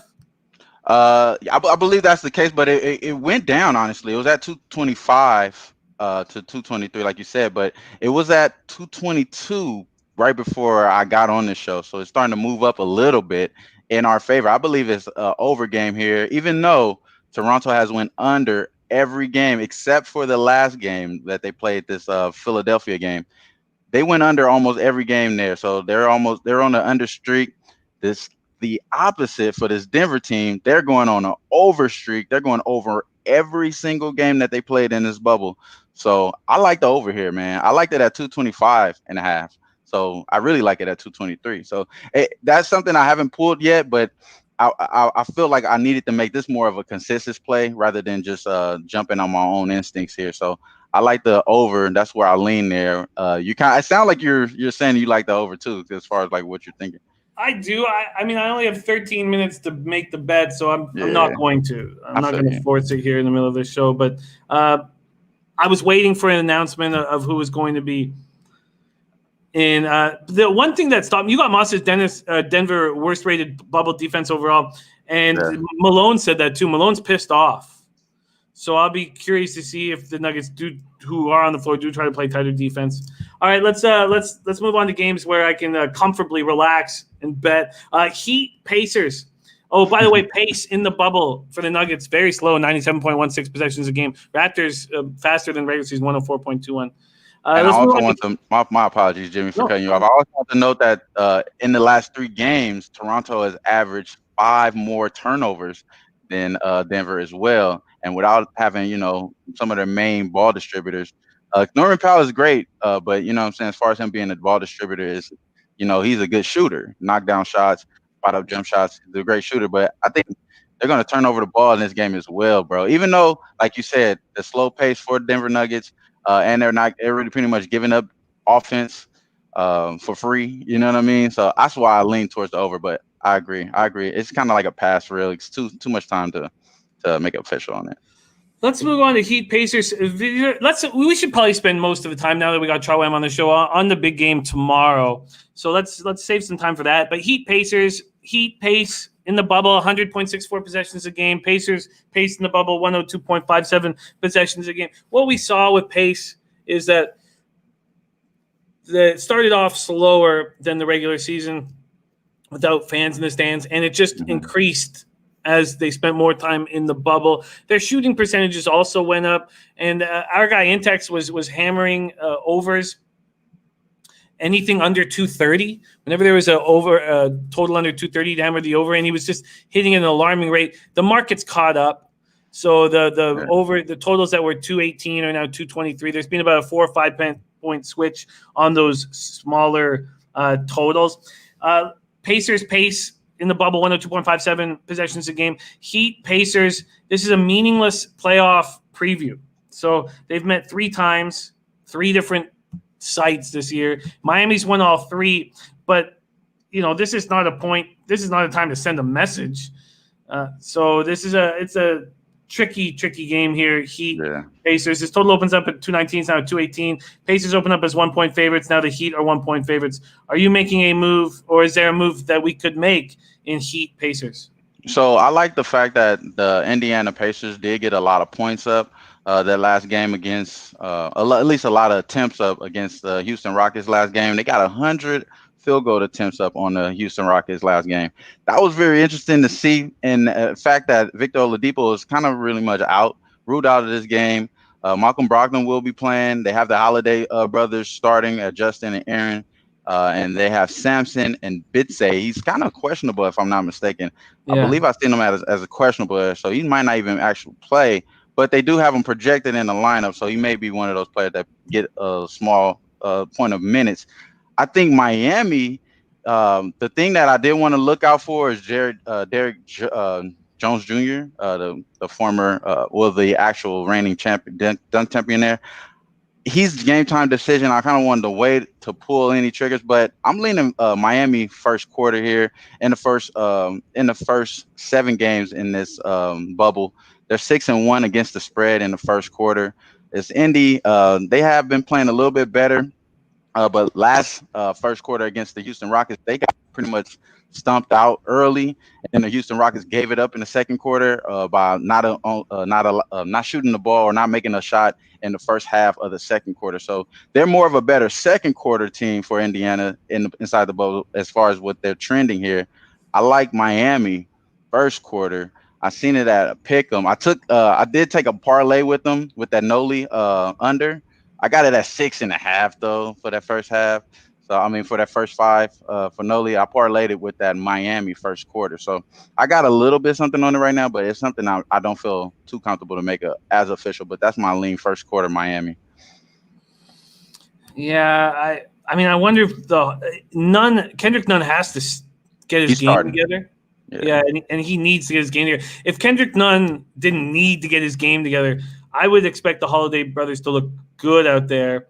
I don't think Brogdon's going to play very much. There's just too many question marks. We're coming off an easy win yesterday with the Grizzlies, which got me back over plus units for the season. Thunder, Clippers. Let's go there. Yeah. Thunder, Clippers. Both teams' pace slow. Clippers' pace has been remarkably slow in the bubble. 99.86 possessions a game, much slower than it was during the regular season. Do we know, is Montrezl Harrell making his debut? No, he's not playing. He's not playing. I guess he's not doing good in practice or as far as like what he's doing, like since he's been back to the bubble. So they kind of want to get him a little bit more extra time. It seems like Doc does want to play these guys though. So that's one thing that did find this game interesting because Doc wants to play these guys. I believe the projected lineup does have Kawhi and PG in it, and both of them are expected to play. I think they're going to play good early. We know that Chris Paul is suffering with, I believe, a left hand strain, if I'm not mistaken. So he's if he's available, he's going to go. So we know he's probably just trying to get ready for the playoffs. This is a meaningless game, like you're saying. That's the tough thing about these games is because a lot of these, as far as motivation, you kind of have to throw it out the window unless you're this Clipper team who's not been able to play together fully healthy. So I think the first quarter Clippers, and this is one thing and this is the next play I am going to make official. I do have the first quarter Clippers at -2. I think that's something that we got to look at, even though I do believe that OKC can pull it off and cover this 6. I believe it's at, or 5.5. I like what Diallo has been doing for this OKC team. Ever since Dennis Schroeder's been out, Diallo has been averaging just about 5 rebounds a game. That's something you got to look at too. You know, somebody, doing an offensive rebounds, cutting in the paint. Former dunk champion, he's a high flyer. So I do look at lean OKC early because I believe that, these guys are trying to stay healthy. You know how they are. They'll rest Kawhi in the second. But I like the first quarter Clippers. I think those guys will be playing in the first quarter. So you can lock that down for me right there. First quarter Clippers -2. Sent that to my sister already, bro. First quarter Clippers -2. Yeah, I feel very hesitant to put. Look, I want to fire bullets at NBA so badly, and I don't mind just all I gotta do is wait a few more days to make some bets that I can really trust. So at this point, I think I am going to stay off it. As boring as it sounds, but let's go to Sixers Rockets. Sixers pace 101 right now, 101 possessions a game. Rockets pace now leads the league in the bubble, 107.89. Russell Westbrook will not only miss this final game, but he's going to miss the start of the series. You have to question the coaching staff for the amount they played Westbrook last couple games. Just idiots. And now you reap idiots. They're 8-6 without Westbrook in the lineup. Eric Gordon came back to the lineup, and so this is a big game for Eric Gordon to get his shit right. He looked really bad, missed 8 of 9 threes, 6 turnovers in 20 minutes. So he's got to get right here. And then Embiid just whining and crying as he does. He said he got slapped twice in the hand. And his hand's hurting. Yeah, his right hand is hurting. It's Chris Paul's left and his right? If I'm not mistaken. Fucking baby. What a fucking baby. So it looks like every time Embiid steps on the court, he just hobbles off into the locker room. And now no Ben Simmons. Milton has not stepped up the way I thought he would here in the bubble. Let's see what the move, if there is a move here, Sixers, Houston, because we want to talk about tomorrow night's game, and we've already got looks from Dutch Boy Fresh on it. Mm-hmm. Here we go. The Rockets open up at 4.5. That's where they stand now. This total sitting at 230. Yeah, you know what? The fact that they did the okie doke on me last game on the Rockets with Daniel House. I mean, Daniel House is not that big of a mainstream player or anything like that. But ever since I seen him go off in James Harden's face, looked like he wanted to slap him and everything. I feel like, hey, that guy got an edge on him. He plays with edge. Every time he's on the court, he plays really good defense as far as him. He's in the lineup today, but this is a team that I think Embiid will play today. I don't know. This is one of those games I definitely want to pass though, just because I got burnt on the Rockets. I think they're going to come out hot early, just like they, I thought they were last game. But Eric Gordon, like you said, bro, he wasn't making any shots. He did look good when he was driving the ball. That is one thing I did give him credit on. He was looking good as far as his ankle injury or anything like that. They just wasn't making any shots. It was only Harden out there, and that was it. Once he got off the floor, they couldn't make anything. I don't know, man. I think Westbrook may be a big loss, and they said they expected him not to miss some points in the playoffs. I don't think Westbrook missing any playoffs, man. I think I don't believe that, bro. I don't think Westbrook is missing any playoffs, especially if they look trash today. So this is definitely one of those things I kind of would lean Sixers, but do I want to bet Brett Brown? No. So this is a big pass for me, bro. I'm off this game. But as far as my lean, I would say, like Razor Sharp said in the chat, I kind of would lean Sixers, but that's a no-go for me. Yeah, a no-go for me too. And Westbrook, I mean, he plays a pretty I don't know what the right, not violent. He's sort of out of control physically, and he goes hard to the bucket. And he's got to get right. And if he's not 100%, I don't think there's a reason for him to play in that first game. It's going to be a great series, man. I can't wait to watch. Right. Oh, God, I can't wait because the Nugs are no joke, It's going to be a lot of fun. All right, Brazier says Public is hammering the Rockets and the line hasn't moved. That might be a really good look, actually, because the Sixers. Alec Burks is in too, so I like Alec Burks coming off the bench for the Sixers to kind of carry the lead on if it is a Sixers game ahead, early. Gas Station Max betting the Mets. By the way, Gas Station Sushi came into our chat the last 2 days. Max betting the Orioles. When he comes in and Max bets, pay attention. He's such a great capper. Okay. Wow. The Sixers. The Sixers have to play well here. There's a really bad vibe going on right now around the Sixers. This whole season. The Rockets, who cares? Who cares what happens in this game? Who cares? There's not a care in the world. But the Sixers have to play good and have a good feel. You know what? I like this look. I like this look. I didn't expect to like it, but I see the Sixers as having something to play for here. And I'm surprised to say this, but I really do. And I think Brett Brown wants to have a good feeling. And I'm going to take them on the money line. I'm gonna go for a score here. That's how you would take this game, because it's one of those things. It's the end of the season. I mean, why would you want to put Harden out there after the second half? Like, you already have Westbrook out. It doesn't make sense for you not to pull the shot. I'm liking it more and more after we talk about it as well, bro. Brett Brown wants to change the energy, and you do that by winning. Winning going into the okay. You know what? I didn't think I was gonna make a move, but I am gonna take the Sixers on the money line. You know, $150 bet money line at a plus. What is it? Plus 167. Come on. I mean, get a chance to get a little cash, not risk much. All right, I'm in. I do not think Embiid's going to be in the lineup. I'm making that bet without Embiid in there, and I think that we talk about risk reward so much, and this to me is risk reward. This makes sense to me, and even if it goes down in flames, I understand why I'm making this bet. Okay, let's talk about the big game, Trot Wam, tomorrow, Saturday, first play-in game. Grizzlies, Blazers. We're talking about a 6-point spread right now. One book has moved it to 6.5. The total at 233.5. Is it either 233 or 232.5, depending on where you shop? We've already had Dutch Boy Fresh come in and say first quarter. Oh, he's already first half full game Blazers, right? And he's thinking of putting it on the first quarter.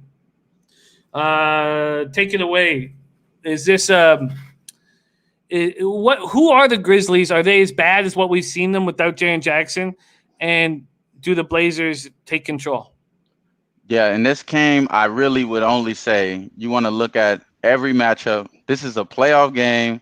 They're doing very intensive, research on every player in this matchup. So you're going to look at where is the weakest links. You're going to see that, them losing Jared Jackson Jr., like you're saying, is a big blow, bro, on the defensive end mostly. On the defensive end, it's a big blow. I believe that they're like around the rim. Their points in the paint, if I'm not mistaken, is pretty terrible. I didn't have the stats pulled up here, but I agree with the individual that said that he's like the latter here with the first quarter, first half, and full game. I'm taking the first half. I already had some success with this play. The Blazers' first half has been cashing 6-1-1 in the bubble right now. So it's 6-1-1 with yesterday beginning a push, being -6 against the Brooklyn Nets, and they got the push there, and they end up not covering the game at all at -10.5. So that was a good indication to me that this team in the first half, they're really good. They're going to keep Damian Lillard and McCollum at the top of the minutes as far as in the league right now. They're the top in the minutes. They're trying to get in as bad as they want to be. And this Blazer team is just all around better when you pull out the defense. I mean, as far as the bench players, they're playing better defense. They're making more adjustments and in between timeouts than I believe this Grizzlies team is. And this is a young team, man. Like, after they won that game, the reporter asked, those two guys, Valanciunas and Ja Morant, are they going to fish? Are they going to pay everything, keep everything, straightforward focus? And they start joking around, but Valanciunas, being the veteran, kind of say, no, we're going to take this serious. We're going to keep everything right. But them having a young team, having him as a general, as far as Ja Morant, it's good. He did great, very successful year. I just think this team is just too much for him. The Blazers' first half is another play that I'm making official here. -3, already bet that earlier as soon as it opened up. And that's another play that I gave my sister, bro. You know what I'm saying? I'm about to send the Cash App over there, get these done. You know what I'm saying? I'm not in Vegas right now, but I'm trying to be on my way. Do you think there's a hook on this -3 come game time tomorrow? So I believe that it may go up a little bit more. It's one of those things, though, is that you don't. It's kind of tough. It's kind of tough to like actually gauge in where this line is going to move, though, because I could see money coming in on Memphis and we getting more of a better line. I just believe that this is the play. I feel like first half -3, that is the play. That's the number we could take advantage of right there. If it does get lower, you can still hit it. I just feel like if it gets higher, gets to the -5 range, It may be out of our pocket. This being, Definitely. it may be out of our pocket. So I'm taking the -3 just because it's a play that I like and I've been successful on already. Like I said, they're 6-1-1, and then on the top of that, first half for the Grizzlies. It's not like they've been playing good early on. They've been playing good later on in the second half. They're 2-6 in the first half in this bubble. So they're not good in this bubble as far as against the spread. So I'm liking both of those trends to kind of replicate in this game. And like I said, if it gets to -5, I think that's a little bit too much. You know what I mean? They could easily come out beat them by double digits in the first half, easily. Dame Time is pretty much he's the most motivated person inside the bubble right now. In my opinion, I mean, outside of LeBron, to be honest, I mean, legacy wise, LeBron, you're gonna say LeBron, this is his time. He has to get it done here. But Dame Lillard, man, as far as like all the back and forth stuff off the field, on the field, got a fire in PG that I'm hoping the PG falls out to today. You know what I mean? So I believe that there's a lot of things at stake here. And then as far as this team as well, with this Blazers team, there's a lot at stake internally. They already have, lost a owner. They maximizing their contracts here. They got Melo. They already kind of showed that they're already in desperate situations with this core. So if this doesn't work, you know what I mean, it could get ugly. So I think it is going to work, and they're going to make it even a little bit tough for the Lakers. Even though I think Lakers in 5 might be the future bet that I'm leaning, but I like the Blazers to come out and just stomp on this young team. And like I said, Valanciunas is the veteran here that has to stick up. I'm not really that concerned. I like it. I think Blazers first half -3 makes so much sense, and I think it needs to be bet now. Mr. Wisdom says you can buy the half for some cushion -130. I don't think I don't think that's a good move. I think we got to keep the juice down as much as possible, even though in MLB I'm not doing that. And the only reason why I haven't changed that is because I'm doing okay in MLB, doing good enough to keep eating the juice. Hitting at over 55%, but I'm forcing myself to have to hit over 55% because of the juice associated. I don't want to do that in NBA. I think Blazers first half -3 is a great bet, and I'm going to tail. I am going to tail. Here we have Trot Wam coming to us from Long Beach, California, by way of Compton, California. Thank you so much for joining us. Let me put your Twitter in the chat so we can get everybody following our man Trot Wam in the house. Any last words for these great cappers? Yeah, man. I appreciate everybody with the nice, all the support here, man. Make sure you guys hit the like button, subscribe. Make sure you guys be tuned in to the Wham Bam Play of the Day. Trying to get them to you as fast as possible. I think it's going to be a little bit easier now that we're going to get more overnight lines, as you already see from yesterday. So it should be a little bit easier there. It's been kind of tough. I tried to get the +3.5 out today, but it's still a little soon there. But it's all good, man. I got for the recap here, I did take the Denver +3.5. Tried to send out to the fam early, but it didn't work out there. As far as the next game, I like the Clippers -2 in the first quarter. I think a lot of those starters are going to play early on. I like that. That's very much a good play for me right there. My biggest play that I made for today was that first half for the Blazers for tomorrow. I like the -3. That's a good look for me, man. I appreciate all y'all warm love, man. I shout out to Dom for his birthday. Dom, if you want a birthday pick, bro, for sure, bro. It's the Blazers tomorrow, man. That's it, bro. But other than that, it's all love, bro. I do lean first quarter Miami. If you guys are leaning Miami, that's where I would edge you there, just because Indiana is more of a second quarter team. But other than that, man, it's all love. Appreciate odds.com for having me. We love you. There he is, Trot Wam in the house. Enjoy your weekend, and congratulations on your girl being pregnant, my man. Likewise, bro. Yeah, it feels good. Much love, Wam. Enjoy your weekend, my friend, and I'll be in touch throughout, man. Let's get this cash. For sure, as you should. Hey, bro, you as well, man. Get the money, bro. Hey, for sure, and I'm on Nolly Play of the Day as well. So shout out to Nolly, bro. Yeah, man. I wish I was with those guys in Vegas. Much love. All right, get it. Be well, buddy. All right, bro. There he is, Trot Wam in the house. Gas station. They're all over at the Orleans right now, hammering the horses. I hope you get over there and hang with our guys. Let's move on to NHL. The Hurricanes did it for me last night. They fucking did it for me last night, and it was like it meant a ton to me. the way the refs are calling this series and seeing how angry Rod Brindamore is. Rod Brindamore, someone I respect immensely and love. And seeing these youngsters step up, Svechnikov, seeing Dougie Hamilton, who was just let go by, 3 different franchises, one of them being the Bruins, step up and score that winner. I mean, I almost get emotional how much it just meant so much to me to see these guys after getting swept by the Bruins, losing that first game, to step up and fucking beat them. And now they're going to beat them again, but that's for another day. But man, it made me feel good. It's gas station right now. Big Boss, Big Ragu, and Nolly Knows are all at the Orleans as we speak. There's Jigga 909. What up? God, it made me feel good.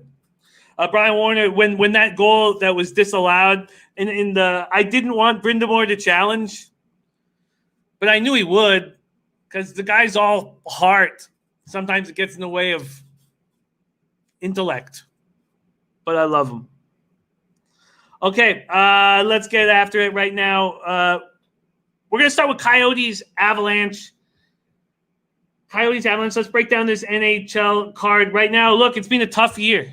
Brian Warner said, "Why don't challenge?" I didn't want him to, but I don't know what. It was just because it was a gray area. They couldn't. There wasn't enough to turn it over to change the call. If the call had been goal, there wasn't enough to take it away. Purely out of sprite. No, but that penalty kill, that 2-minute penalty kill, like I couldn't even look. I was like, if the Bruins score now, like, all right, we got Clint, star of the Die Hard MMA podcast, says, I'm sprinkling Coyotes and going Yotes, Avs, third period over 1.5. Ron Lofton says, I love my Yotes, but I love money more. On Avs puck line, last game should have been 6-0 if not for the Yotes goaltender. Birdie says, locked in on the under 5.5 last night, Babano on the over here, however. And Reese says those refs were not going to overturn that. They weren't. Reese also on this Yotes Avs under. All right, let's talk NHL. And so as you guys know, it's been a tough year for me. I'm down 1.57 units on the year, and it makes me so angry. But I was on a 5-game losing streak. Now I'm on a 3-game winning streak, and I want it to continue. Coyotes Avalanche. Kemper is very good. And Kemper was in the heads of this Avalanche team that's so talented. Avalanche opened up at -200, bet 365. They're still there. This total opened up under 5.5 at -120. It's now under 5.5 at -130. The Avalanche took 40 shots on Kemper. The Coyotes got 14. The Coyotes took 14 shots. These guys aren't stepping up. And we knew that they wouldn't. They just don't have the toughness. Now, when you have – and look, Gas Station Sushi, max betting on Rockets first half. Max betting Rockets first half. When you have a goalie like Kemper, you can win games where you outshot 40-14. Your power play has to be rolling. You need to get a couple outlet passes from that top 4 Coyote defense that's very good. You need to get old fatty Phil Kessel to stop grilling sausages in the dressing room and focus on hockey. You need some of your snipers like Taylor Hall to not be as scared to go into the tough areas and to throw his weight around. If you see Taylor Hall really forechecking hard, the other players will. When you see Kessel forechecking hard, they laugh on the bench. I'm not going to take the Avs here -1.5 just because of Kemper. Kemper is playing very, very good. But you can't – when you watch how much better the Avalanche are than the Coyotes, it's just that they're – I hate the team that the Coyotes have put together. they're so blatantly missing, a Tom Wilson or a Ryan Reeves. And I know the whole NHL is, and they're hard to find, but they're just so soft. This is the Coyotes Avalanche just because of Kemper is a stay off for me. Mr. Wisdom scoring the first 10 minutes, first period. No, I don't know really what to do in this series. And I feel Canadians, Flyers, and Islanders, Capitals, I think I do sort of know what to do. Jordan Nordman likes the Avs in regulation. Flipper. I totally get the Avs in regulation. I get the Avs on the -1 line. Why don't I just see what the Avs on the -1 line is? Part of what gets in my head, and those of you who've capped with me now for the 3 years through a whole season, is that my future bets kind of get in the way of how I want to do things. But -200 and +130. Let's go over there right now. What on the thank you to Ron Crawford. Let's see what -200 +130. It gives you a -130 on the -1 line. Mr. Wisdom, I get it. Yeah, it's Kemper.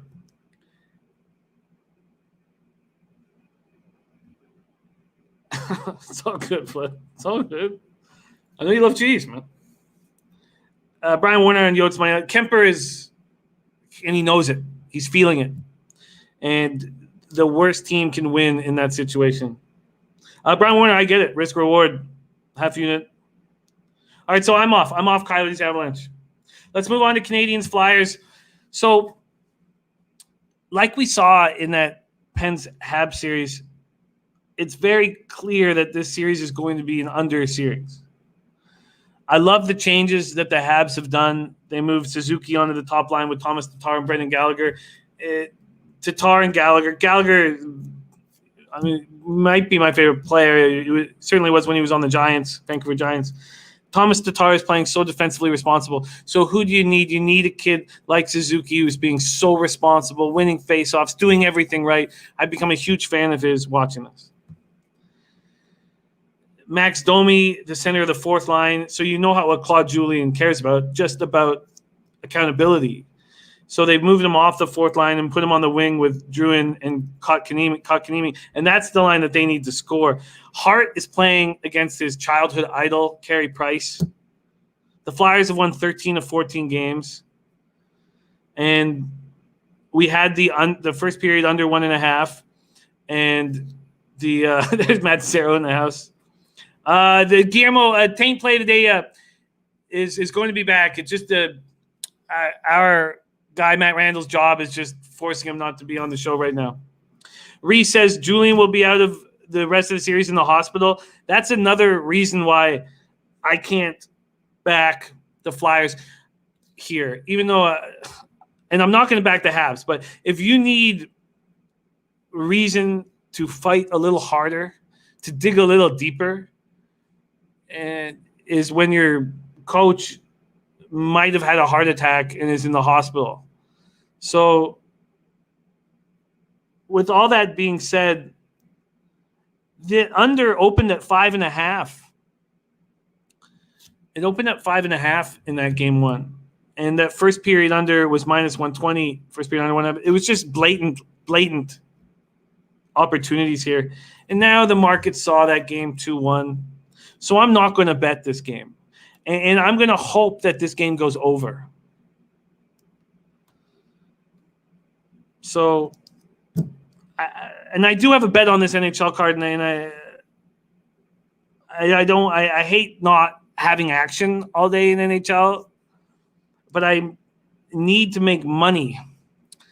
And I just destroyed game one, and when I go right back to the well, game two, even if it seems like the obvious play, I don't succeed.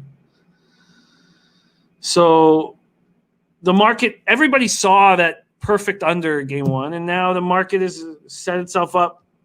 Not huge change, but a big enough change to not give me enough of an edge.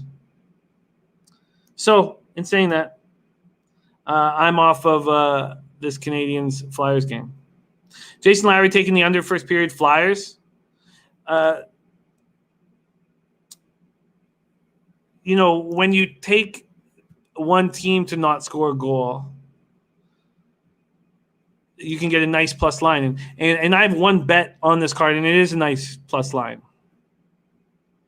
So let's move on to Canucks Blues here. Canucks up 1-0. Binnington looks terrible. The Canucks have won 4 straight. St. Louis has been outscored 9-0 in the third period since the not including that one exhibition game, but they lost that exhibition game too. So they've lost all 5 games since resuming action. They're out Barbashev, Blaze, and Steen. And Steen does a lot of different things for them. Also, Tarasenko coming back from that shoulder injury. He's just not right. He's just not right now. So, look, the Canucks have everything going for them. But I still fear the Blues, and I'm such a big Canucks fan. Gabe Pesky says, Canucks, the Canucks are my team. They're my only team, really, and the Raptors. The Canucks have been my team my whole life, and I care so much about the game that I want the Canucks to win so bad. And I told you they were going to beat the Wild, and they did comfortably. I took all 3 of those last games on the -1 line, so 2 of them pushed and 1 cashed. So I didn't make enough money off of it. And I'm not betting this game. But this would simply be a Canucks or nothing. And this total at 5.5, it screams over to me. With Binnington playing so badly. Is Binnington even confirmed? At what point do you change this? Let's just see if he's even confirmed here. At what point do you say, look, he looks bad? And we know how important goaltending is. At what point do you say, look, I think the Canucks can win this series. This is not the Blues team. These successful teams during the regular season, it's very hard to turn it on. And that's what we're asking them to do, and it's not easy. At what point do you throw Jake Allen in? Brian Warner says over here is a good look. It makes so much sense to me just because of how Binnington's playing. And Binnington's going to play a certain way, and he's going to create a situation where St. Louis has to attack. What do we get on the over 5.5 here? Plus 120. Plus 120 or plus 115. I think the Canucks are so confident right now. I think there's going to be goals. And the Blues are going to have to change the way they play because of how poor Binnington's playing.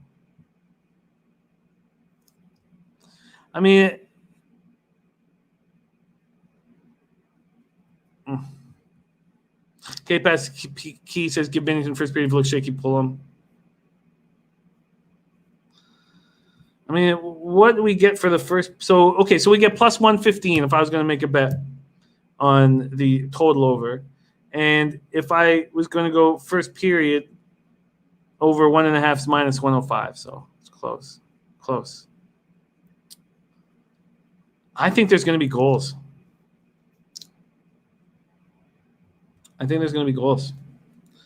Because I like Markstrom, but I can't. Okay, I've decided to make a move on this game. Over 5.5. It's plus 115 right now. We'll see what I get. All right, let's move on to Islanders Capitals. So Backstrom ruled out for game 2. There was 11 faceoffs following an icing in Islanders Capitals, and the Islanders won all 11 of them. The Islanders know that they can beat this Capital squad, especially without Backstrom.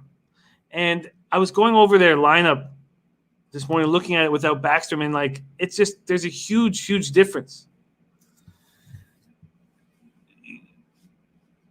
Verana, Eller, and Oshie,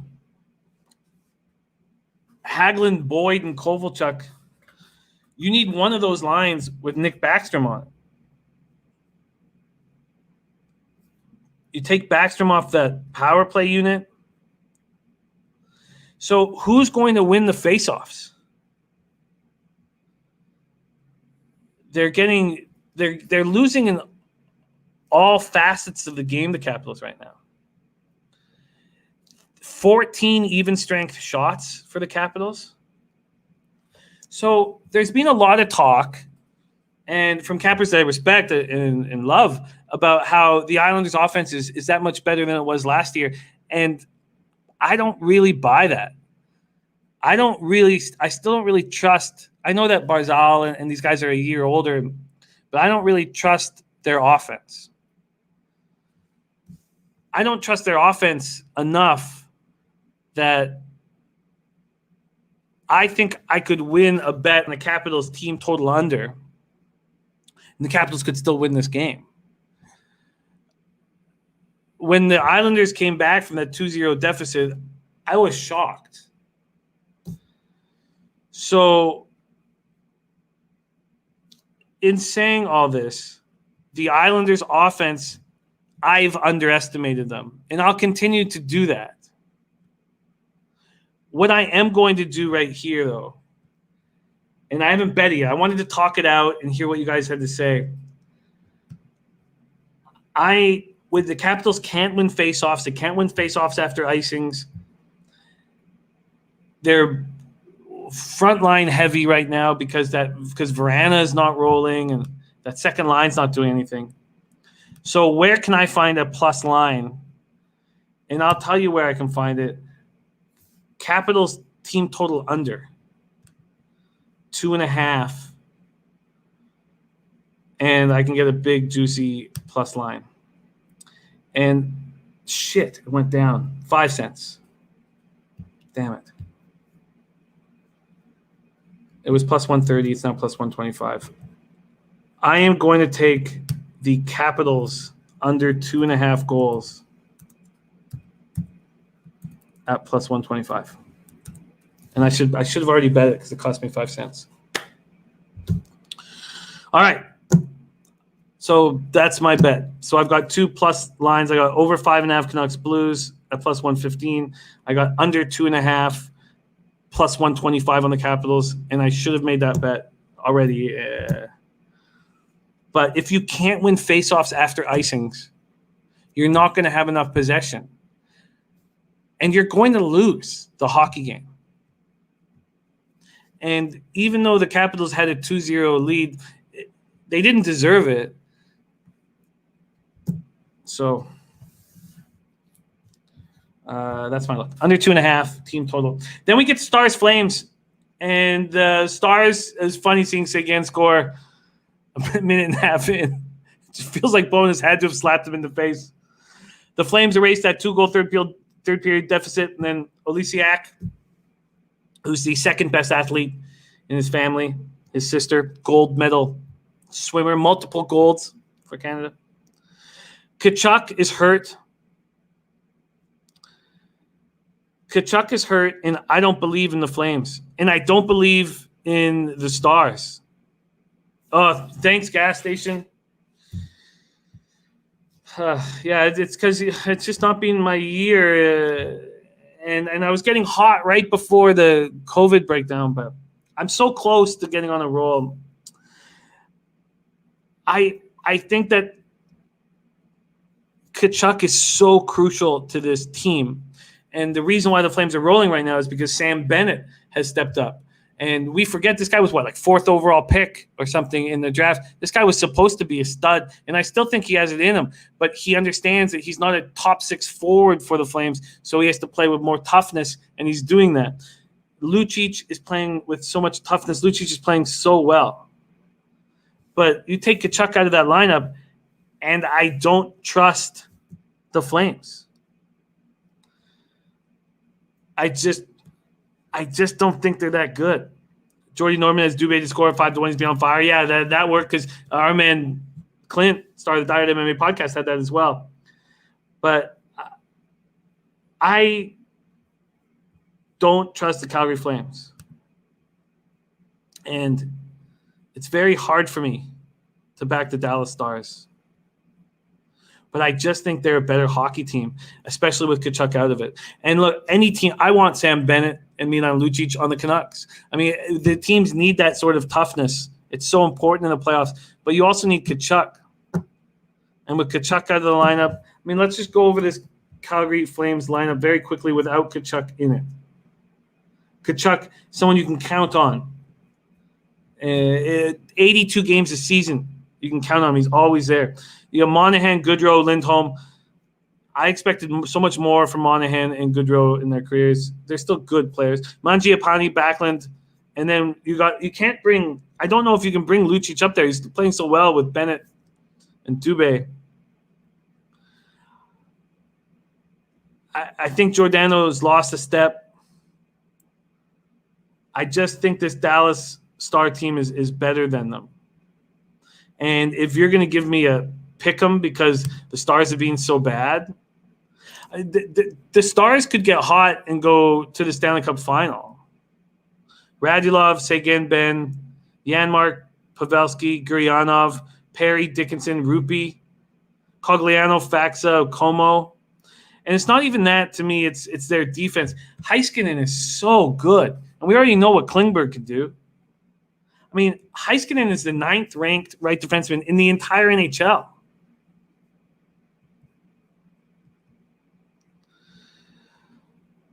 I'm going to bet the Dallas Stars to win Game 3.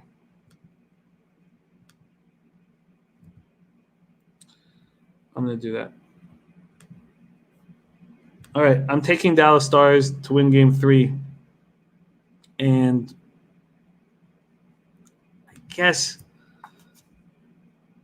let's just see what this alternate line is. Plus 300. Holy shit. Okay, not only that, but I'm going to take the Stars at -1. You're going to give me a plus 300 on the puck line? Well, then I'm going to bet it. So I'm going to go for – so I've got 3+ spots here. The over 5.5 at plus 115. Canucks Blues. The under 2.5 team total for the Capitals at plus 125.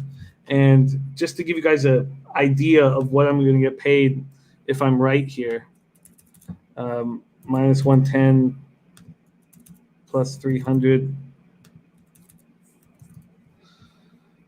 That's a plus 190.